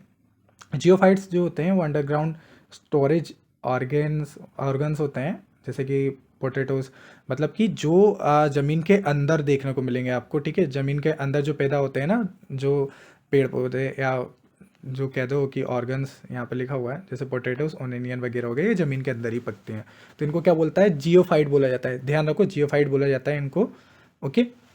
एपीफाइट काफ़ी बार यूपीएससी पूछा गया है, यूपीएससी या जब एनवायरनमेंट लगेंगे ना तो एपीफाइट बहुत आपको देखने को मिलेंगे। तो ये क्या होता है कि ग्रो ऑन अदर प्लांट्स पे जो है ये ग्रो होते हैं, जैसे कि मोशेस हो गया, ऑर्चिड्स हो गया आपके, एक तरीके से लाइकन कर लो कोई, मतलब आपने देखा होगा कि अमर बेल वगैरह हो गई, आपने सुना होगा, वो किसी और प्लांट के ऊपर पैदा होते हैं, ओके, वो एपीफाइट्स कहलाते हैं। तो ये इंपॉर्टेंट है, ये पूछते हैं ये वाला एपीफाइट्स वाला, ठीक है, ग्रो ऑन अदर प्लांट। उसके बाद जो है आपका ब्रायोफाइट, ये स्मॉल होते हैं और नॉन वेस्कुलर प्लांट होते हैं, जैसे लाइव वॉर्क हो गया, हॉर्न वॉर्क हो गया। अब जैसे देखो कि आपको ये पूछे तो जाते हैं, तो इसलिए मैंने आपके लिए लिस्ट बना दी, और इस लिस्ट को आपने रट लिया तो बस हो जाएगा आपको याद। तो ऊंचाई वाले क्षेत्र में ओरोफाइट, जियोफाइट के होते हैं भूमिगत भंडारण, मतलब कि भूमि अंडरग्राउंड स्टोरेज होता है इसमें।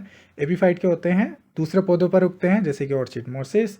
ब्रायोफाइट क्या होते हैं, ये क्या होते हैं, इनकी कोई जड़ नहीं होती है, ठीक है, कोई जड़ नहीं होती है, वो पेड़ों के ऊपर ही उग जाते हैं। एक होते हैं हेलोफाइट, मैंने बता ही दिया था, नमकीन मिट्टी में होते हैं। जीरोफाइट क्या हो गया, ड्रॉट रेजिस्टेंट होते हैं। आपका हाइड्रोफाइट हो गया, वाटर लविंग होते हैं, ओके। देन जो आपका सेमोफाइट हो गया, ये सैंड ड्वेलिंग होते हैं। और देन जो आपका लिथोफाइट हो गया, ये ग्रो ऑन रॉक पे जो उगते हैं, जैसे लाइकन हो गया, फर्न हो गया, ये सब PYQ में आए हुए हैं, है ना, ये भी देख लेना। इसके बाद जो मीसोफाइट है मैं बता ही चुका था, जो मॉडरेट होते हैं वाटर नीट में। हेलियोफाइट होते हैं, सन लविंग होते हैं। इसके बाद जो आपका जो सीओफाइट्स होते हैं ना, ये शेड लविंग होते हैं, छाया में उगने वाले होते हैं। फर्न हो गया, बोगनिया हो गया। कार्निवारस हो गए, जो मांसाहारी पौधे होते हैं, ये इंसेक्ट ट्रैपिंग करते हैं, और ये वीनस फाइटर के होते हैं। पैरासिटिक जो देखें न्यूट्रिएंट डिपेंडेंट होते हैं, जैसे कि कस्कुटा, रफिलेसा, ठीक है, नाम ही अजीब अजीब है, तो ये होते हैं, ठीक है। इसका आंसर कमेंट करके बताना है आपको, ठीक है।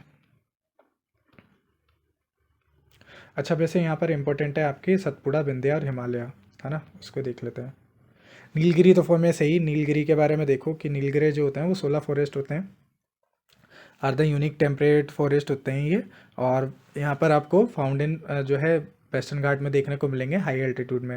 ये तमिलनाडु, करेला और कर्नाटक में भी देखने को मिलते हैं, केरला और Karnataka. Rich in endemic species होते हैं, जैसे कि यहाँ पर स्पीसीज देखने को मिलेंगे एंडेमिक, नीलगिरी थार पूछा गया, लायनटेन मकाओ, और ये हेल्प करते हैं क्लाइमेट रेगुलेशन में, ठीक है। विंध्यास जो है ये मेनली ड्राई डेसिडियस फॉरेस्ट देखने को मिलेंगे यहाँ पर।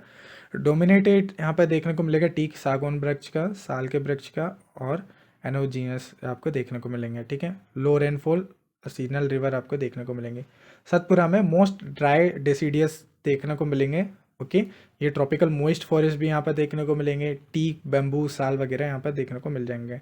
वाइल्ड लाइफ हॉटस्पॉट देखने को मिलेंगे आपको यहाँ पर सतपुरा में, यहाँ पर जो पचमढ़ी बायोस्फीयर रिजर्व है और जो आपका सतपुरा नेशनल पार्क है। हिमालय तो आपका इंपॉर्टेंट है, मैं अलग से इसको कवर करवाऊँगा, ठीक है। तो बाकी इसको ना एक बार वीडियो को पॉज कर लो और एक बार देख लो।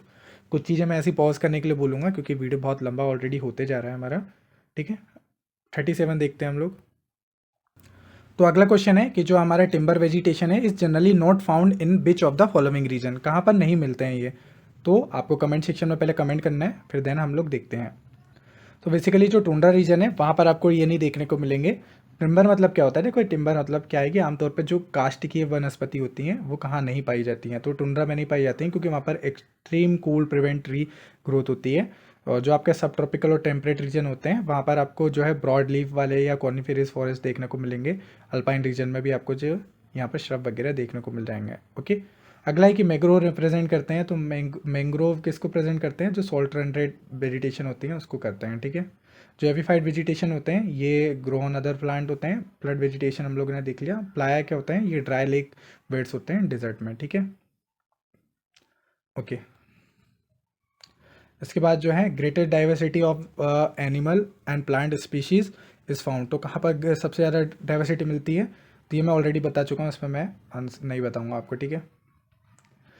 ऑलरेडी मैं बता रहा हूँ, रिपीट हो रहे हैं अब तो।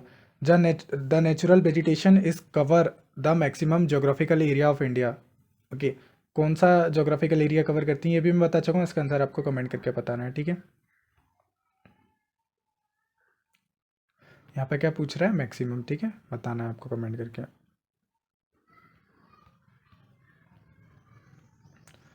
आंसर है आपका plant with the breathing root, जिसकी ब्रीथिंग रूट होती है वो कौन से हैं, ठीक है।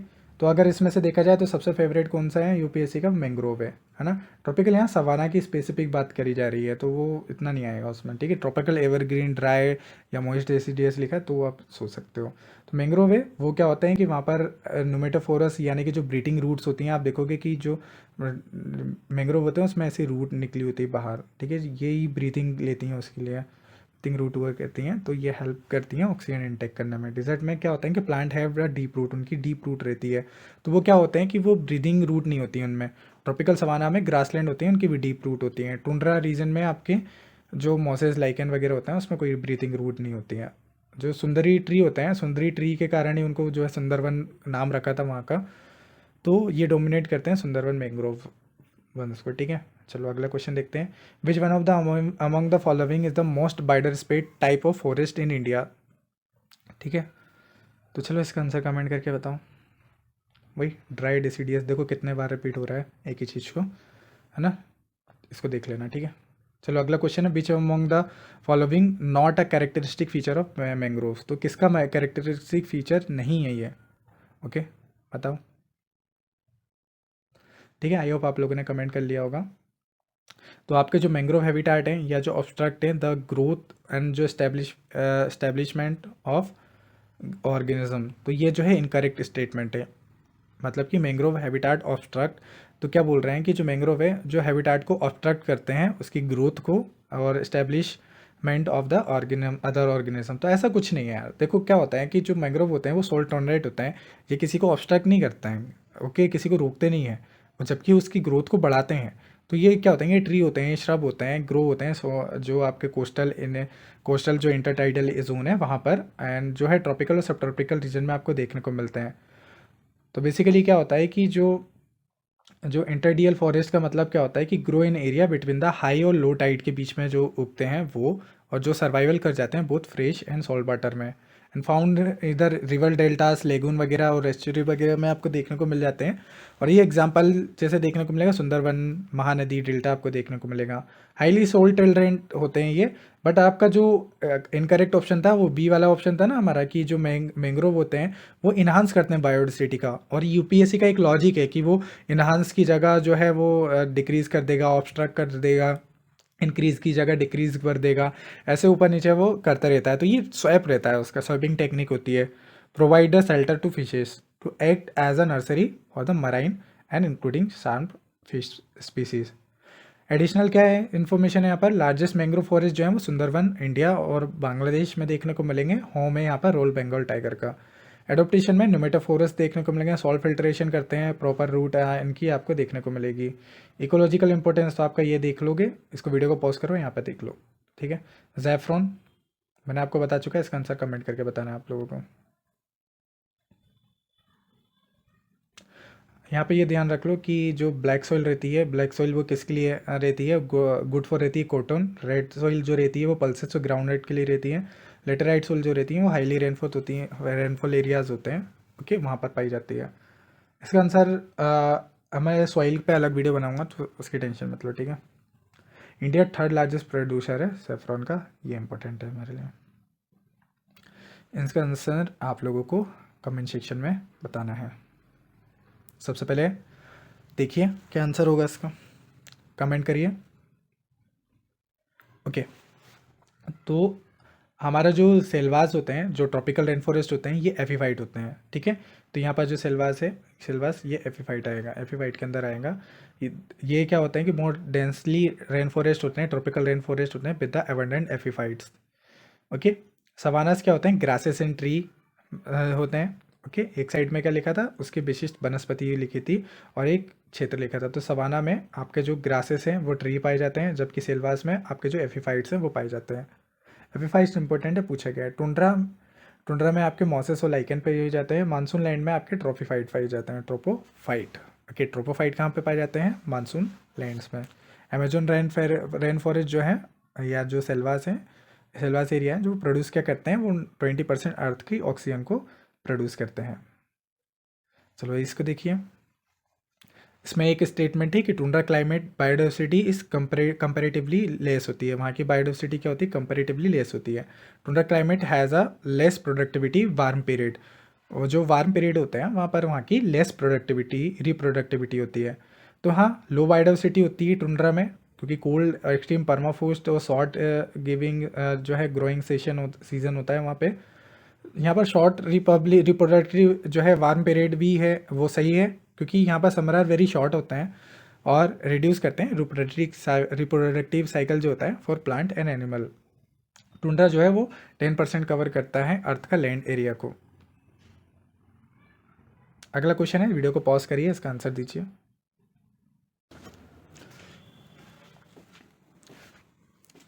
तो आई होप आप लोगों ने इसका आंसर दे दिया होगा। तो इसका जो आंसर है वो डी है। यहाँ पर जो मैक्सिमम है हमारा लॉजिक वाला लगा सकते हो, मिनिमम मैक्सिमम वाले ऑप्शन गलत होते हैं, तो ये वाला इससे यहाँ गलत हो जाएगा। तो मतलब यहाँ पर नॉट करेक्ट पूछा है ना, तो यहाँ पर ये सही हो जाएगा, ठीक है। तो जो आपका जो मैक्सिमम डेवलपमेंट है of his biome taken place in the central and southern जो कैलिफोर्निया है वहाँ पर, तो ये वाला जो स्टेटमेंट है ये आपका इनकरेक्ट है। इनकरेक्ट इसलिए कि जो ट्रॉपिकल एवरग्रीन रेन फॉरेस्ट है नॉट फाउंड इन कैलिफोर्निया, वो कैलिफोर्निया साइड में मिलते ही नहीं है, ओके।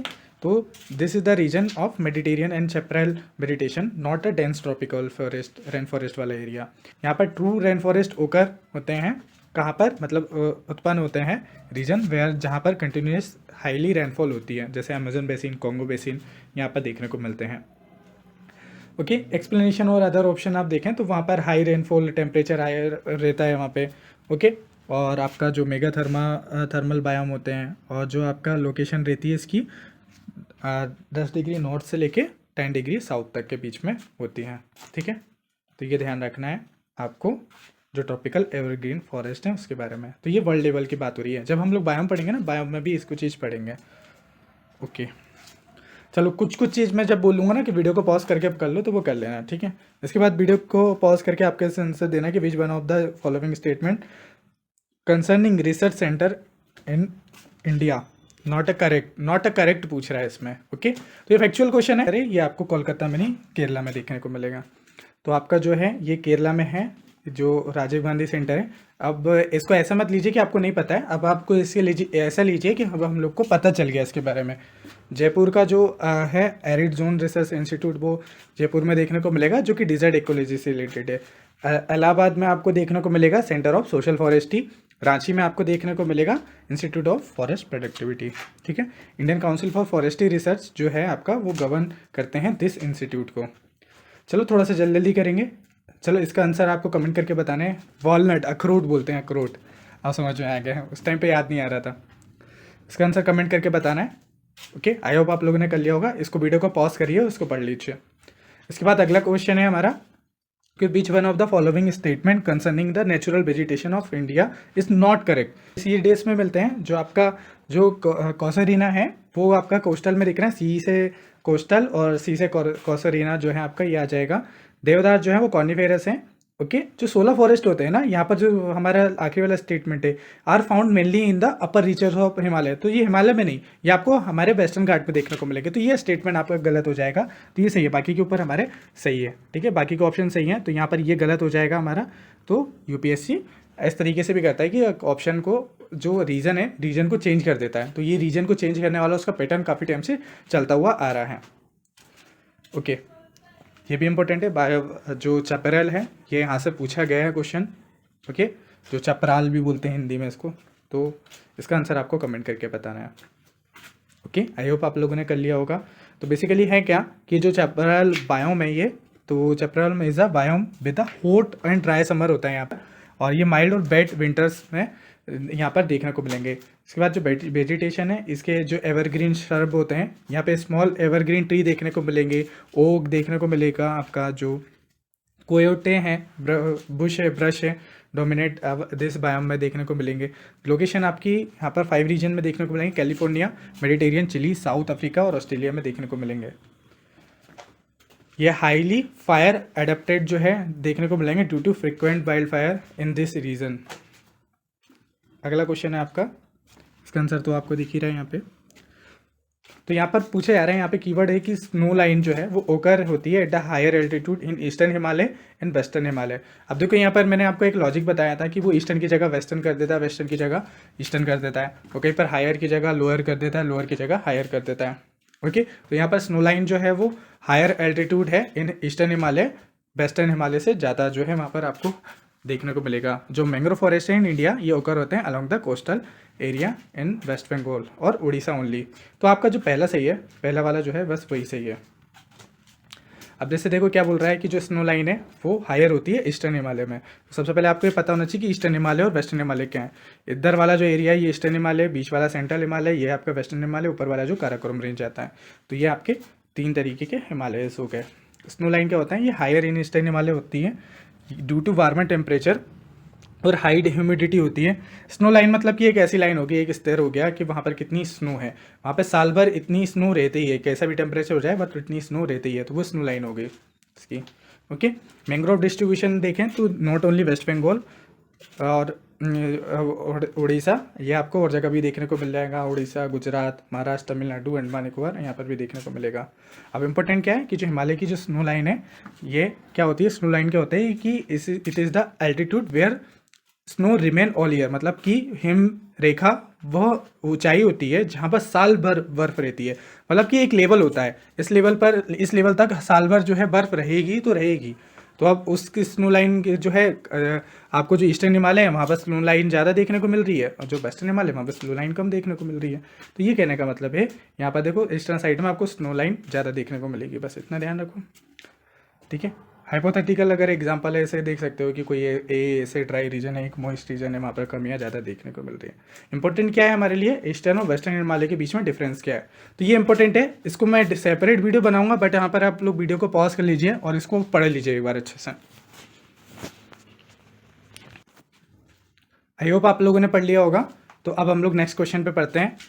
नेक्स्ट क्वेश्चन है हमारा, देखो वीडियो बहुत ज़्यादा बड़ा हो रहा है, बहुत ज़्यादा बड़ा करने की भी जरूरत नहीं है, जो चीज़ आप लोग खुद कर सकते हो वो उसमें वहाँ पर मैं पॉज कर दूंगा। अब देखो ये जो क्वेश्चन है यहाँ पर आप देखोगे कि जो सॉइल ट्रॉपिकल रेन फॉरेस्ट है रिच इन न्यूट्रन, और मैंने आपको लॉजिक भी बताया था कि यूपीएससी जनरली हमारे साथ ये गेम खेलता है कि वो ये बोलता है कि ये रिच है, इसमें न्यूट्रिएंट्स में रिच है, तो वो रिच नहीं होती है जनरली, ठीक है। तो वहाँ पर स्वैपिंग टेक्निक यूज़ करता है, तो ये ध्यान रखना है आपको। जो सेकंड स्टेटमेंट है कि the high temperature is the moisture of the tropical rain forest causes the dead and organic matter in the soil decomposition quickly. तो देखो जो पहला है आपका जो न्यूट्रिएंट है वहाँ पर जो रेन फॉरेस्ट होते हैं ये पुअर होते हैं, ठीक है, न्यूट्रिएंट्स में पुअर होते हैं, रिच नहीं होते हैं। तो जो रेन फॉरेस्ट सॉइल देखने को मिलता है ये हाईली वेदर और जो न्यूट्रिएंट पुअर होते हैं वहाँ पर बहुत बेहतरीन होती रहती है, क्षरण होते रहता है, और फास्ट डिकम्पोजिशन होता है ड्यू टू ह्यूमिडिटी। तो करेक्ट जो सेकंड स्टेटमेंट है वो करेक्ट है। ओके, तो पहला गलत हो जाएगा, पहला गलत हो जाएगा, सेकंड से हो जाएगा, ठीक है। चलो इसका आंसर कमेंट करके बताओ, थोड़ा सा लॉजिकल है बट कमेंट करके बताना है आप।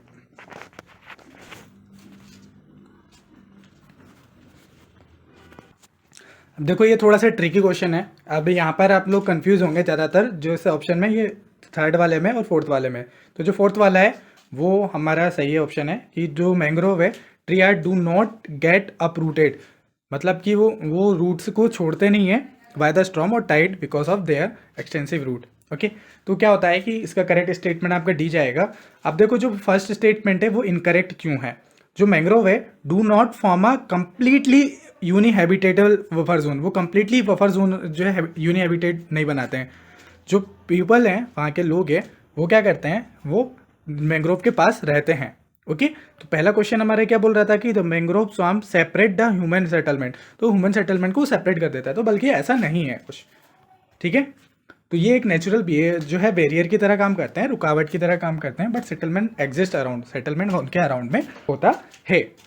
सेकेंड ऑप्शन में क्या बोल रहा है, वाइल मैंग्रोव जो है do provide a food medicine, वो फूड और मेडिसिन प्रोवाइड करवाते हैं, देयर प्राइमरी रोल, लेकिन उनका ये रहता है कि वो जो डिजास्टर है उससे प्रोटेक्ट करते हैं, तो प्राइमरी रोल उनका वो रहता है, ठीक है, not a post disaster relief. Okay, चलो उसके बाद बात करते हैं जो इनकरेक्ट ऑप्शन थर्ड वाला भी है, क्योंकि उसमें क्या बोला जा रहा है कि जो मैंग्रोव ट्री है are not a tall, they have a low and bushy growth and आपको देखने को मिलेंगे इंटरवेंट रूट आपको देखने को मिलेंगे which help to reduce the wave energy rather than the providing physical shelter. तो जी ये फिजिकल शेल्टर नहीं प्रोवाइड करते हैं, ये रिड्यूस करते हैं उसकी वेव की एनर्जी को। ओके, फोर्थ स्टेटमेंट क्या है कि जो उनकी एक्सटेंसिव रूट होती है, जो न्यूमेटोफोरस होते हैं, वो जो स्टिल्ट रूट होती है उनकी, वो स्टेबलाइज करती हैं द सॉइल को, एंड जो रिड्यूस करती हैं the impact of high wave storm surges and tides को, act as a natural shield against the tsunami, natural shield की तरह काम करती हैं वो। अगला क्वेश्चन देखो, जो इक्वेटोरियल फॉरेस्ट हैं उसके क्या जो है कैरेक्टरिस्टिक होती हैं। वैसे ये बायोम के अंदर आ जाएगा, बायोम के टाइम पे मैं बता दूंगा जो इक्वेटोरियल एरिया है आपका उसमें, और ट्रॉपिकल फॉरेस्ट में भी आ जाएगा, कोई दिक्कत नहीं है। तो इसको थोड़ा सा कंसेप्ट वाला है, कमेंट करके बताइए आप लोग इसका आंसर। ओके, तो चलिए जो आपके ये जो तीनों ऑप्शन है, तीनों ऑप्शन सही रहेंगे, क्योंकि जो प्रेजेंस ऑफ टॉल क्लोजी और सेट ट्री होते हैं यहाँ पर, जो क्राउन जो होते हैं वो फॉर्मिंग करते हैं कॉन्टिन्यूस कैनोपी को, और यहाँ पे कोएग्जिस्टेंट होता है लार्ज नंबर ऑफ स्पीसीज़ का, presence of numerous varieties of epiphytes की, जो जितनी भी वेराइटीज़ हैं वो वहाँ पर आपको देखने को मिल जाएंगी, Amazon, Congo basin, South East Asia forest में देखने को मिल जाएंगे। चलो इसका आंसर आपको कमेंट करके बताना है कि ट्रॉपिकल वेट एवरग्रीन फॉरेस्ट कहाँ पर मिलते हैं। तो इसमें हिमाचल प्रदेश नहीं आएगा, हिमाचल प्रदेश में अब आपको कमेंट करके बताना है हिमाचल में कौन सा आता है, ठीक है। तो ट्रॉपिकल एवरग्रीन में आपके अरुणाचल आ जाएंगे और मिजोरम आ जाएंगे। ओके, तो अरुणाचल प्रदेश में ट्रॉपिकल होते हैं, यहाँ पर हाईली रेनफॉल होती है, यहाँ पर मिजोरम में भी ट्रॉपिकल वेट एवरग्रीन देखने को मिल जाएगा, हिमाचल में नहीं देखने को मिलेगा क्योंकि यहाँ पर टेम्परेट और अल्पाइन देखने को मिलता है। ओके, देन अगला क्वेश्चन है हमारा, अगला क्वेश्चन है कि which of the following is the correct sequence of ecosystem in order to decreasing productivity. अब यहाँ पर डिक्रीजिंग प्रोडक्टिविटी के बारे में बताना है, अभी हम लोगों ने ऊपर भी देखी थी प्रोडक्टिविटी, अब यहाँ पे भी बताओ। आई होप आप लोगों ने आंसर देख लिया होगा। तो डिक्रीजिंग प्रोडक्टिविटी में देखें तो सी नंबर पर आएगा, तो यहाँ पर प्रोडक्टिविटी आप देखोगे कि मैंग्रोव की ज़्यादा है, फिर ग्रासलैंड की, फिर लेक की, फिर ओशन की। आप में बहुत सारे लोग कन्फ्यूज हो रहे होंगे कि ओशन की प्रोडक्टिविटी ज़्यादा होनी चाहिए, बट ऐसा नहीं है, मैंग्रोव की प्रोडक्टिविटी ज़्यादा है। ठीक है, हाईएस्ट प्रोडक्टिविटी होती है यहाँ पर, और ग्रासलैंड की देन होती है, देन उसके बाद आप देखो लेक की होती है, देन ओशंस की प्रोडक्टिविटी होती है। तो यहाँ पर हम लोगों ने जो नेट प्राइमरी प्रोडक्टिविटी देखी थी हाईएस्ट रहेगी जो एस्चुरीज है। अगर मैंग्रोव से पहले एस्चुरीज भी आ जाए ना तो वहाँ पर एस्चुरीज लगा देना, ठीक है। मैंग्रोव से पहले जो आ जाए एस्चुरी, तो एस्चुरीज की सबसे ज़्यादा होती है, देन मैंग्रोव, फिर ग्रासलैंड, पूरा ये ऐसा सीक्वेंस आता है। ये रट लो, आया हुआ है PYQ में। इसमें हम लोगों ने 25 साल से और पुराने वाले ऐड नहीं करें। और अगर आप देखोगे ना कि जो 2000 के उस पार के जो क्वेश्चन है वहाँ पर भी आपको इस टाइप के क्वेश्चन देखने को मिल जाएंगे। देखते हैं अगर कोई टाइम मिलेगा तो वो भी कर लेंगे, लेकिन अभी 25 साल की तो इनफ है। देखो ना इतने ही क्वेश्चन है, कितने सारे क्वेश्चन आ जा रहे हैं फॉरेस्ट पे, आप देख रहे हो। हम लोगों ने 58 क्वेश्चन लगा लिए हैं, आधा टेस्ट लगा लिया है पूरा। तो इतने क्वेश्चन आ रहे हैं, मुझे लगता है कि आज मैंने जितना क्वेश्चन लगाया ना, अगर इसके बाद भी अगर आप फॉरेस्ट के क्वेश्चन गलत कर आए तो सच्ची में ना मैं जियान बोलना शुरू कर दूंगा आप सभी लोगों को। चलो ठीक है, इसका आंसर बताओ।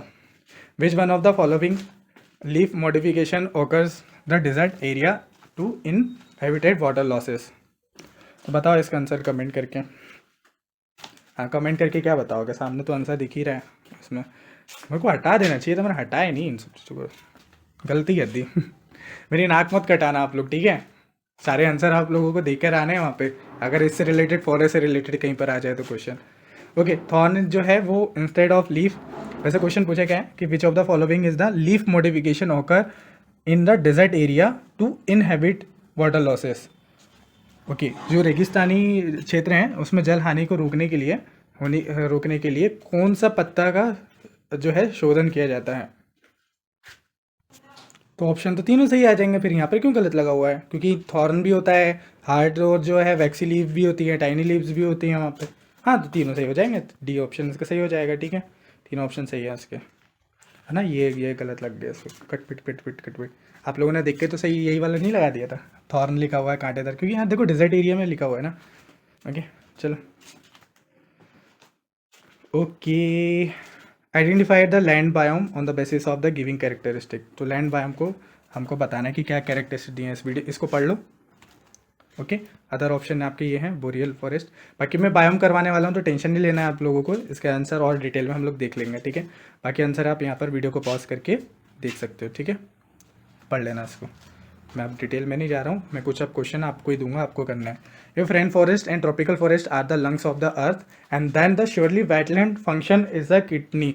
मतलब वेटलैंड जो है वो किडनी की तरह वर्क करते हैं, और जो आपके ट्रॉपिकल फॉरेस्ट हैं वो लंग्स की तरह वर्क करते हैं।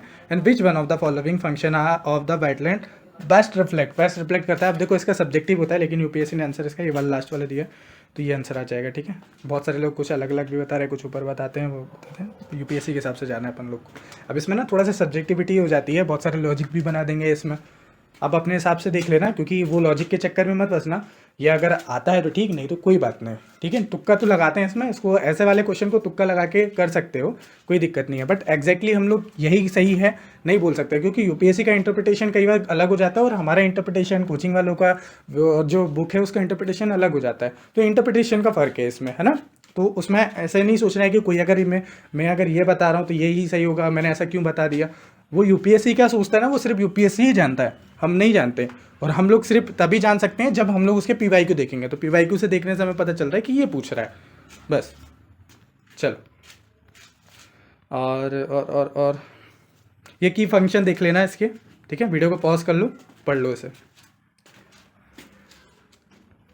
रामसर साइट इंपॉर्टेंट है, मैं अलग वीडियो लेकर आऊँगा। रामसर साइट से ऑलमोस्ट हर साल क्वेश्चन आता है, और मैं रटवा दूंगा, हर एक राज्य की रटवाऊंगा आपको, और वीडियो देखते देखते याद हो जाएगी।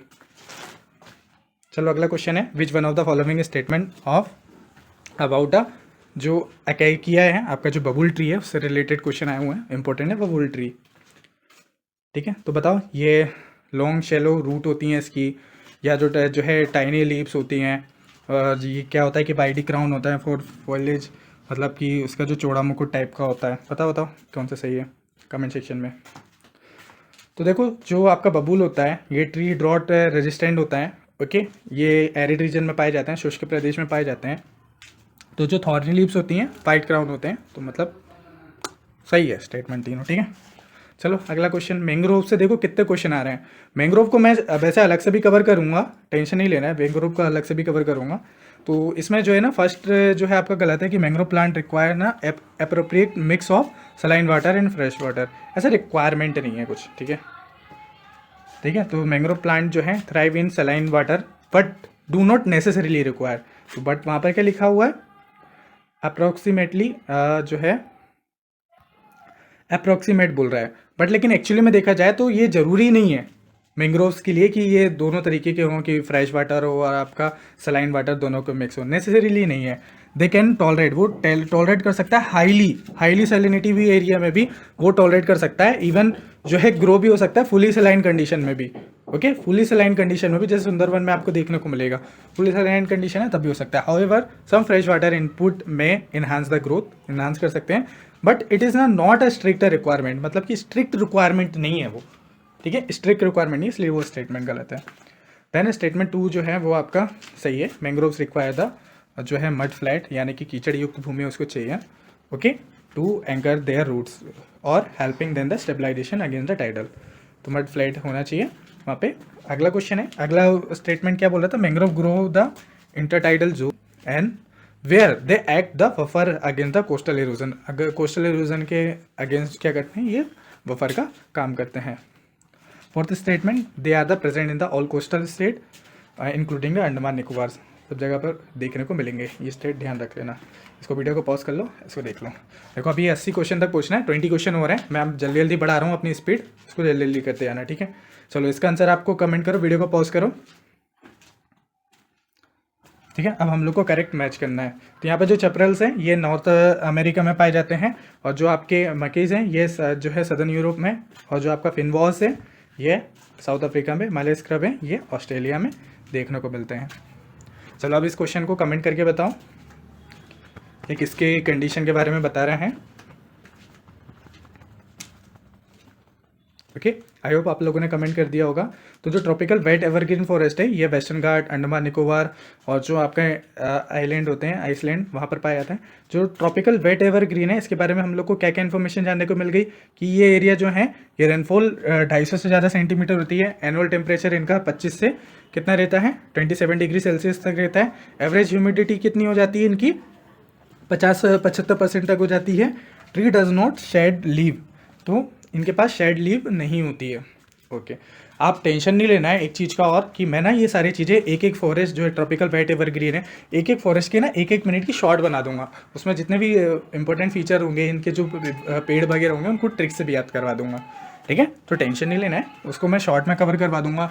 अभी देखो मेरे पास शॉर्ट का एक बार फ्लो आ जाने दो, मैं एक एक दिन में 4-4 5-5 शॉर्ट्स अपलोड कर दिया करूँगा, टेंशन मत लो।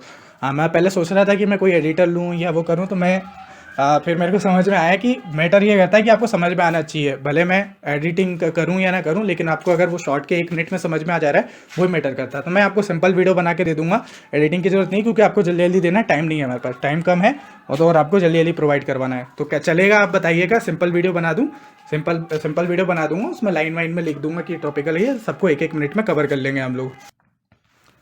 चलो अगला क्वेश्चन देखते हैं हम लोग। अगला क्वेश्चन है, इसको आप लोग अटेम्प्ट करिए, पहले अटेम्प्ट करने की जरूरत नहीं, बस स्टेटमेंट यहाँ पर लिखा हुआ है तो आप इसको एक बार पढ़ लीजिए, ये उसकी डिटेल है, इसको भी वीडियो पॉज करके पढ़ लीजिए। अगला क्वेश्चन है, ये रिपीट ही हो रहा है तो इसका भी आंसर आपको कमेंट करके बताना है, ठीक है। यहाँ पर क्या लिखा हुआ है कि जो जोग्राफिकल एरिया है जहाँ पर एन एल्टीट्यूड कितना है आपका 400 मीटर तक, हैज़ फॉलोइंग कैरेक्टरिस्टिक, उसका एल्टीट्यूड 400 मीटर है, उसकी फॉलोइंग कैरेक्टरिस्टिक है। यहाँ पर एवरेज मैक्सिमम टेम्परेचर लिखा है, एवरेज मिनिमम टेम्परेचर लिखा है, जून, फरवरी, मार्च, अप्रैल, मई, जून, जुलाई ऐसे तक लिखा हुआ है। तो बेसिकली क्या पूछा जा रहा है कि ये जोग्राफिकल एरिया में वेयर द नेचुरल फॉरेस्ट जो है which one of the following would it most likely B, तो क्या होगा, ये कहाँ पर होगा ऐसा कि जहाँ पर आपको मैक्सिमम टेम्परेचर इतना देखने को मिल रहा है, मिनिमम टेम्परेचर इतना देखने को मिल रहा है। ओके, तो मतलब जो है अच्छी खासी जो है रेनफॉल भी यहाँ पर आपको देखने को मिल रही है पूरे साल भर पर। तो ऑब्वियसली जो आपका मोइस्ट ये वाला आपका देख रहे हैं, जो मोइस्ट टेम्परेट कॉर्निफोरस फॉरेस्ट है वो आपका इसका आंसर आ जाएगा। ओके, तो वीडियो को पॉज करके इसको एक बार पढ़ लीजिए, एक बार इसको भी पढ़ लीजिए, ठीक है। चलो अगला क्वेश्चन है आपका, इसका आंसर कमेंट करके बताना है कि क्वेश्चन है आपके पास, क्रीपर और जो क्लाइंबर्स हैं are the commonly found in the tropical rain forest, और दूसरा को है कि आपका the epiphytes which do not have their root on the ground and survive on the tree in the tropical rain forest. All epiphyte are not creeper, कि जो सभी एपीफाइड है वो लता नहीं, लता मतलब कि एक तरीके से क्या कह दूँ आपको, एक तरीके से क्या बोलते हैं उसको, डाले डाले नहीं है, ठीक है, जो डाल होती है ना, डाल डाल डाल तुम्हें पात पात वाली, वही लता नहीं है। बताओ इसका आंसर, ठीक है, इसमें तीनों सही हो जाएंगे आपके आंसर। इसके बाद इसका एक्सप्लेनेशन पढ़ लो, ये नीचे के तीनों स्टेटमेंट, ये एक्स्ट्रा इन्फॉर्मेशन लिखी है। मैं इसलिए पढ़ा रहा हूँ, वीडियो बहुत बड़ी हो रही है, ओके, स्पेस का थोड़ा सा इशू है मेरे मोबाइल में, आपको पूरा कंप्लीटली वीडियो नहीं आ पाएगा, नहीं तो 2 पार्ट में डालना पड़ेगा, और 2 पार्ट बनाने से कोई लॉजिक नहीं बनता है, क्योंकि वही चीज़ बार बार रिपीट हो रही है, ठीक है। इसका आंसर भी आप लोग को कमेंट करके बताना है। इसके बाद कंसिडर द, वही करेवास से क्वेश्चन आया है, तो ये तो सही जाना चाहिए आप लोगों का, रिपीट ही हो गया क्वेश्चन, ठीक है। इसके बाद देखो क्वेश्चन तो अब तो पूरे रिपीट ही हो रहे हैं, अब तो मैं बस आप लोग को कमेंट करके बताना है, कमेंट करके बताओ, इसका ऐसे ही मिला लेना, ठीक है।